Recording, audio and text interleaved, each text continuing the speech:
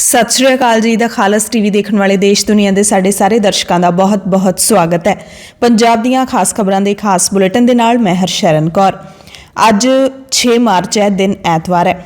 ਖਬਰਾਂ ਦੇ ਇਸ ਖਾਸ ਬੁਲੇਟਿਨ ਦੇ ਵਿੱਚ ਤੁਹਾਨੂੰ ਪੰਜਾਬ ਸਮੇਤ ਯੁੱਧ ਦੀਆਂ ਸਾਰੀਆਂ ਅਪਡੇਟਸ ਦੱਸਦੇ ਹਾਂ ਤੇ ਸਭ ਤੋਂ ਪਹਿਲਾਂ ਯੂਕਰੇਨ ਤੇ ਰੂਸ ਦਰਮਿਆਨ ਜੰਗ ਦੀ ਹੀ ਗੱਲ ਕਰਦੇ ਹਾਂ, ਜਿੱਥੇ ਜੰਗ ਲੱਗੀ ਨੂੰ ਅੱਜ 11ਵਾਂ ਦਿਨ ਹੋ ਗਿਆ ਹੈ, ਪਰ ਜੰਗ ਲਗਾਤਾਰ ਗੰਭੀਰ ਹੁੰਦੀ ਜਾ ਰਹੀ ਹੈ, ਹਾਲਾਤ ਖਰਾਬ ਹੁੰਦੇ ਜਾ ਰਹੇ ਨੇ। ਸਭ ਤੋਂ ਪਹਿਲਾਂ ਭਾਰਤੀ ਵਿਦਿਆਰਥੀਆਂ ਦੀ ਹੀ ਗੱਲ ਕਰਾਂਗੇ, ਜਿਹੜੇ ਯੂਕਰੇਨ ਦੇ ਵਿੱਚ ਪੜ੍ਹਾਈ ਕਰਨ ਗਏ ਹੋਏ ਨੇ ਤੇ ਉੱਥੇ ਫਸੇ ਹੋਏ ਨੇ। ਬਹੁਤ ਸਾਰੇ ਹਜ਼ਾਰਾਂ ਦੀ ਗਿਣਤੀ ਵਿੱਚ ਵਿਦਿਆਰਥੀ ਹਾਲੇ ਵੀ ਉੱਥੇ ਮੌਜੂਦ ਨੇ। ਭਾਰਤ ਵਾਪਸ ਪਰਤਣ ਵਾਲੇ ਵਿਦਿਆਰਥੀ ਵੀ ਦੱਸ ਰਹੇ ਨੇ ਕਿ ਉਹ ਕਿੰਨਾ ਹਾਲਾਤਾਂ ਦੇ ਵਿੱਚੋਂ ਲੰਘ ਕੇ ਆਏ ਨੇ। ਦਰਦਨਾਕ ਕਹਾਣੀਆਂ ਉਹਨਾਂ ਦੀਆਂ ਸਾਹਮਣੇ ਆ ਰਹੀਆਂ ਨੇ। ਇਸੇ ਦਰਮਿਆਨ ਭਾਰਤੀ ਵਿਦੇਸ਼ ਮੰਤਰਾਲੇ ਨੇ ਕੱਲ ਜਾਣਕਾਰੀ ਦਿੱਤੀ ਹੈ ਕਿ ਯੂਕਰੇਨ ਦੇ ਖਾਰਕਿਵ ਸ਼ਹਿਰ ਦੇ ਵਿੱਚ ਫਿਲਹਾਲ ਕੋਈ ਵੀ ਭਾਰਤੀ ਨਹੀਂ ਬਚਿਆ ਤੇ ਹੁਣ ਉਹਨਾਂ ਦਾ ਉਦੇਸ਼ ਸੁਮੀ ਚੋਂ ਭਾਰਤੀਆਂ ਨੂੰ ਬਾਹਰ ਕੱਢਣਾ ਹੈ। ਵਿਦੇਸ਼ ਮੰਤਰਾਲੇ ਦੇ ਬੁਲਾਰੇ ਅਰਿੰਦਮ ਬਾਗਚੀ ਨੇ ਸ਼ਨੀਚਰਵਾਰ ਦੀ ਸ਼ਾਮ ਨੂੰ ਪ੍ਰੈਸ ਕਾਨਫਰੰਸ ਕੀਤੀ ਤੇ ਕਿਹਾ ਕਿ ਸੁਮੀ ਤੋਂ ਭਾਰਤੀਆਂ ਨੂੰ ਬਾਹਰ ਕੱਢਣਾ ਬਹੁਤ ਹੀ ਚੁਣੌਤੀ ਭਰਿਆ, ਕਿਉਂਕਿ ਇੱਥੇ ਹਿੰਸਾ ਲਗਾਤਾਰ ਜਾਰੀ ਹੈ, ਵਾਹਨਾਂ ਦੀ ਕਮੀ ਹੈ। ਸਭ ਤੋਂ ਚੰਗਾ ਜਿਹੜਾ ਵਿਕਲਪ ਹੈ ਉਹ ਯੁੱਧ ਵਿਰਾਮ ਹੀ ਹੋ ਸਕਦਾ ਹੈ। ਯਾਨੀ ਕਿ ਸੁਮੀ ਦੇ ਵਿੱਚ ਫਸੇ ਭਾਰਤੀਆਂ ਨੂੰ ਭਾਰਤ ਸਰਕਾਰ ਲਈ ਵੀ ਬਾਹਰ ਕੱਢਣਾ ਬਹੁਤ ਔਖਾ ਹੈ। ਉਹਨਾਂ ਦੱਸਿਆ ਕਿ ਹੁਣ ਭਾਰਤ ਦਾ ਜ਼ੋਰ ਇਹ ਦੇਖਣ ਤੇ ਹੈ ਕਿ ਯੂਕਰੇਨ ਦੇ ਵਿੱਚ ਹਾਲੇ ਵੀ ਕੁੱਲ ਕਿੰਨੇ ਭਾਰਤੀ ਬਚੇ ਹੋਏ ਨੇ। ਦੂਤਾਵਾਸ ਉਹਨਾਂ ਲੋਕਾਂ ਨਾਲ ਸੰਪਰਕ ਕਰੇਗਾ ਜਿਨ੍ਹਾਂ ਨੇ ਖੁਦ ਨੂੰ ਰਜਿਸਟਰਡ ਨਹੀਂ ਕਰਵਾਇਆ।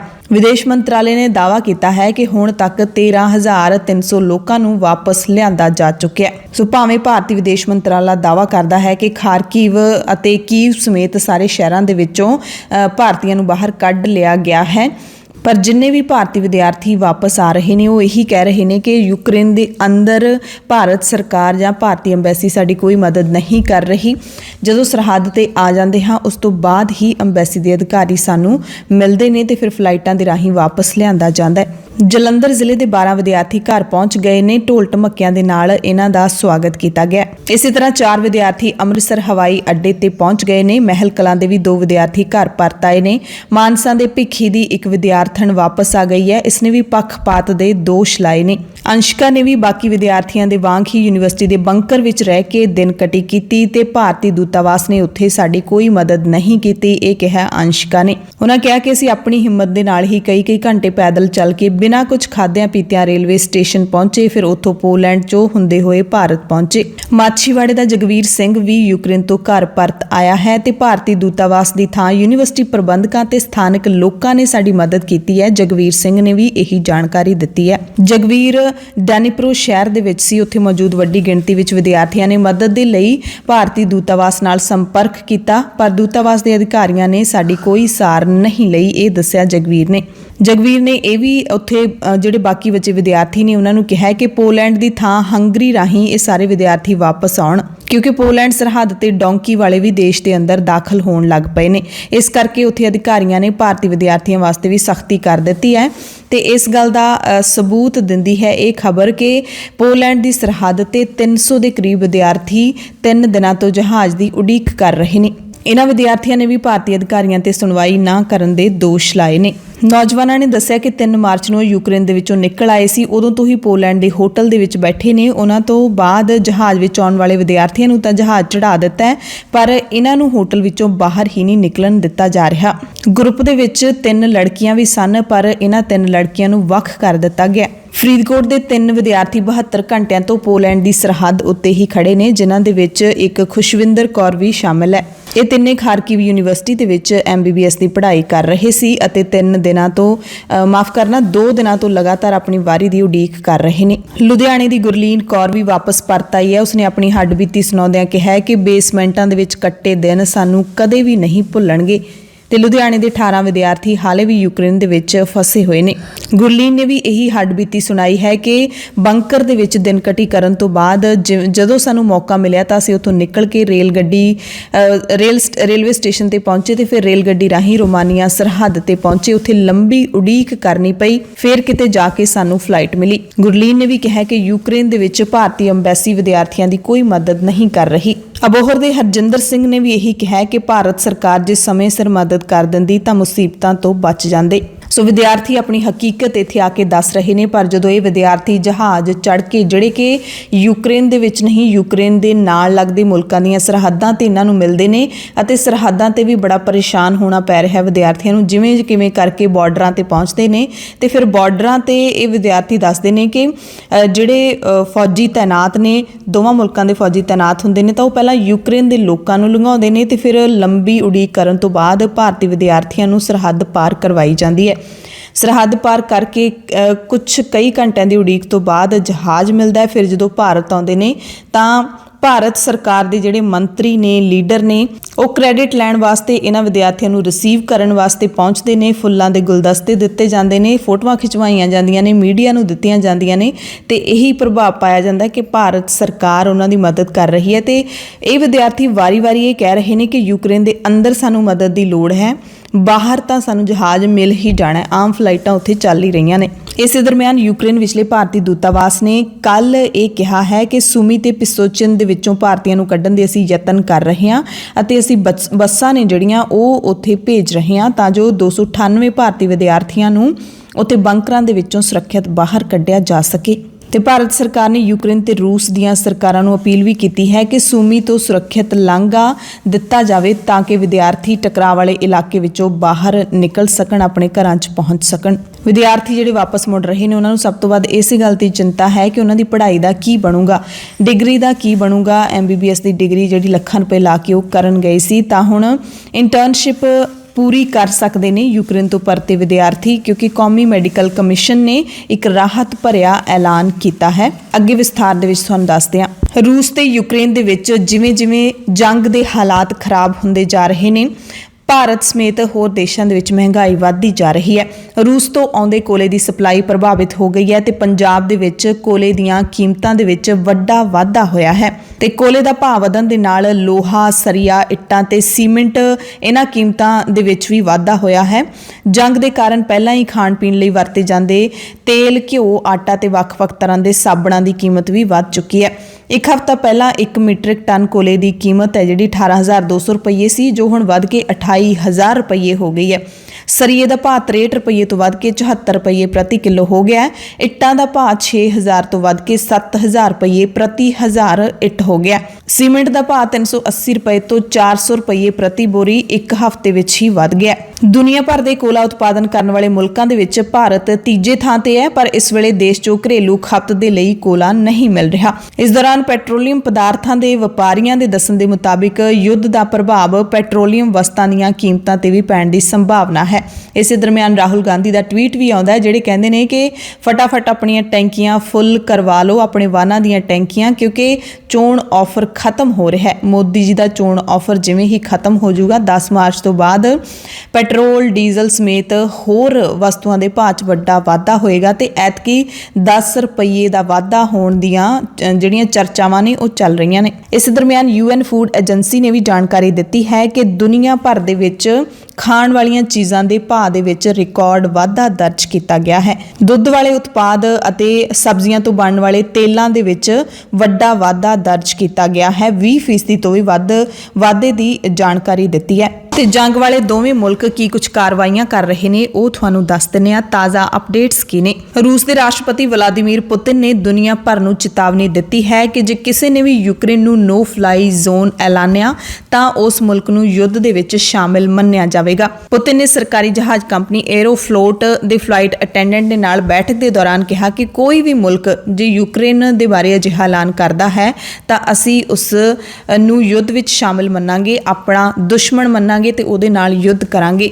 ਹਾਲਾਂਕਿ ਯੂਕਰੇਨ ਦੇ ਰਾਸ਼ਟਰਪਤੀ ਵੋਲੋਦੀਮੀਰ ਜ਼ੈਲੈਂਸਕੀ ਦੀ ਨਾਟੋ ਨੂੰ ਕੀਤੀ ਅਪੀਲ ਤੇ ਨਾਟੋ ਪਹਿਲਾਂ ਹੀ ਇਨਕਾਰ ਕਰ ਚੁੱਕਿਆ ਕਿ ਅਸੀਂ ਨੋ ਫਲਾਈ ਜ਼ੋਨ ਨਹੀਂ ਐਲਾਨ ਸਕਦੇ, ਨਹੀਂ ਤਾਂ ਸਾਰੇ ਜਿਹੜੇ ਯੂਰਪੀ ਮੁਲਕ ਨੇ ਉਹਨਾਂ ਦੇ ਨਾਲ ਰੂਸ ਯੁੱਧ ਛੇੜ ਦੇਵੇਗਾ। ਇਸ ਤੇ ਯੂਕਰੇਨ ਨੇ ਇਹ ਵੀ ਕਿਹਾ ਹੈ ਕਿ ਨਾਟੋ ਆਪਣੇ ਆਪ ਦੇ ਵਿੱਚ ਫੜਾ ਮਾਰਦਾ ਜੋ ਉਸਨੇ ਰੂਸ ਦੇ ਮੂਹਰੇ ਗੋਡੇ ਟੇਕ ਦਿੱਤੇ ਨੇ। ਉਧਰ ਸੰਯੁਕਤ ਰਾਸ਼ਟਰ ਸ਼ਰਨਾਰਥੀ ਏਜੰਸੀ UNHCR ਨੇ ਦੱਸਿਆ ਕਿ ਯੂਕਰੇਨ ਦੇ ਵਿੱਚ ਜੰਗ ਤੋਂ ਬਾਅਦ ਭੱਜਣ ਵਾਲੇ ਸ਼ਰਨਾਰਥੀਆਂ ਦੀ ਗਿਣਤੀ ਗਿਣਤੀ ਜਲਦੀ ਹੀ 15 ਲੱਖ ਨੂੰ ਟੱਪ ਸਕਦੀ ਹੈ। ਹੁਣ ਤੱਕ 13 ਲੱਖ ਲੋਕ ਆਪਣਾ ਘਰ ਛੱਡ ਕੇ ਭੱਜ ਚੁੱਕੇ ਨੇ। ਇਸੇ ਦਰਮਿਆਨ ਪੋਲੈਂਡ ਦਾ ਵੀ ਬਿਆਨ ਆਇਆ ਹੈ ਕਿ ਉਹਨਾਂ ਨੇ ਹੁਣ ਤੱਕ ਅੱਧੇ ਸ਼ਰਨਾਰਥੀਆਂ ਨੂੰ ਆਪਣੇ ਦੇਸ਼ ਦੇ ਵਿੱਚ ਕਬੂਲ ਕੀਤਾ ਹੈ। ਹੰਗਰੀ ਅਤੇ ਰੋਮਾਨੀਆ ਦੇ ਵਿੱਚ ਵੀ ਕਾਫੀ ਸ਼ਰਨਾਰਥੀਆਂ ਨੇ ਸ਼ਰਨ ਲਈ ਹੈ। ਇਸ ਦਰਮਿਆਨ ਰੂਸ ਨੇ ਬਰਤਾਨੀਆ ਤੇ ਨਿਸ਼ਾਨਾ ਲਾਇਆ ਹੈ। ਰੂਸ ਦੇ ਵਿਦੇਸ਼ ਮੰਤਰਾਲੇ ਦੀ ਬੁਲਾਰਾ ਮਾਰੀਆ ਜ਼ਖਾਰੋਵਾ ਨੇ ਕਿਹਾ ਕਿ ਯੂਕਰੇਨ ਨੂੰ ਬਰਤਾਨੀਆ ਵੱਲੋਂ ਦਿੱਤੀ ਮਦਦ ਅਸੀਂ ਬਿਲਕੁਲ ਨਹੀਂ ਭੁੱਲਾਂਗੇ।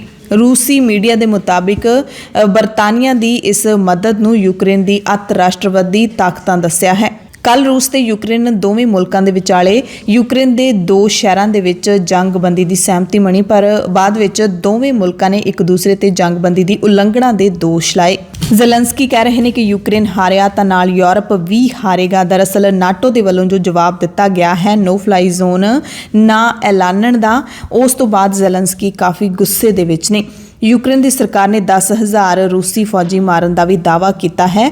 ਯੂਕਰੇਨ ਨੇ ਕਿਹਾ ਕਿ ਜੰਗ ਲੱਗਣ ਤੋਂ ਬਾਅਦ ਹੁਣ ਤੱਕ 10,000 ਰੂਸੀ ਫੌਜੀਆਂ ਨੂੰ ਮਾਰ ਮੁਕਾਇਆ ਹੈ। ਸਾਡੀਆਂ ਫੌਜਾਂ ਨੇ ਰੂਸ ਦੇ 269 ਟੈਂਕ, 945 ਬਖਤਰਬੰਦ ਵਾਹਨ, 105 artillery system, 50 MLRs, 19 air defence, 39 ਜਹਾਜ਼ ਤੇ 40 ਹੈਲੀਕਾਪਟਰ ਵੀ ਤਬਾਹ ਕਰ ਦਿੱਤੇ ਨੇ।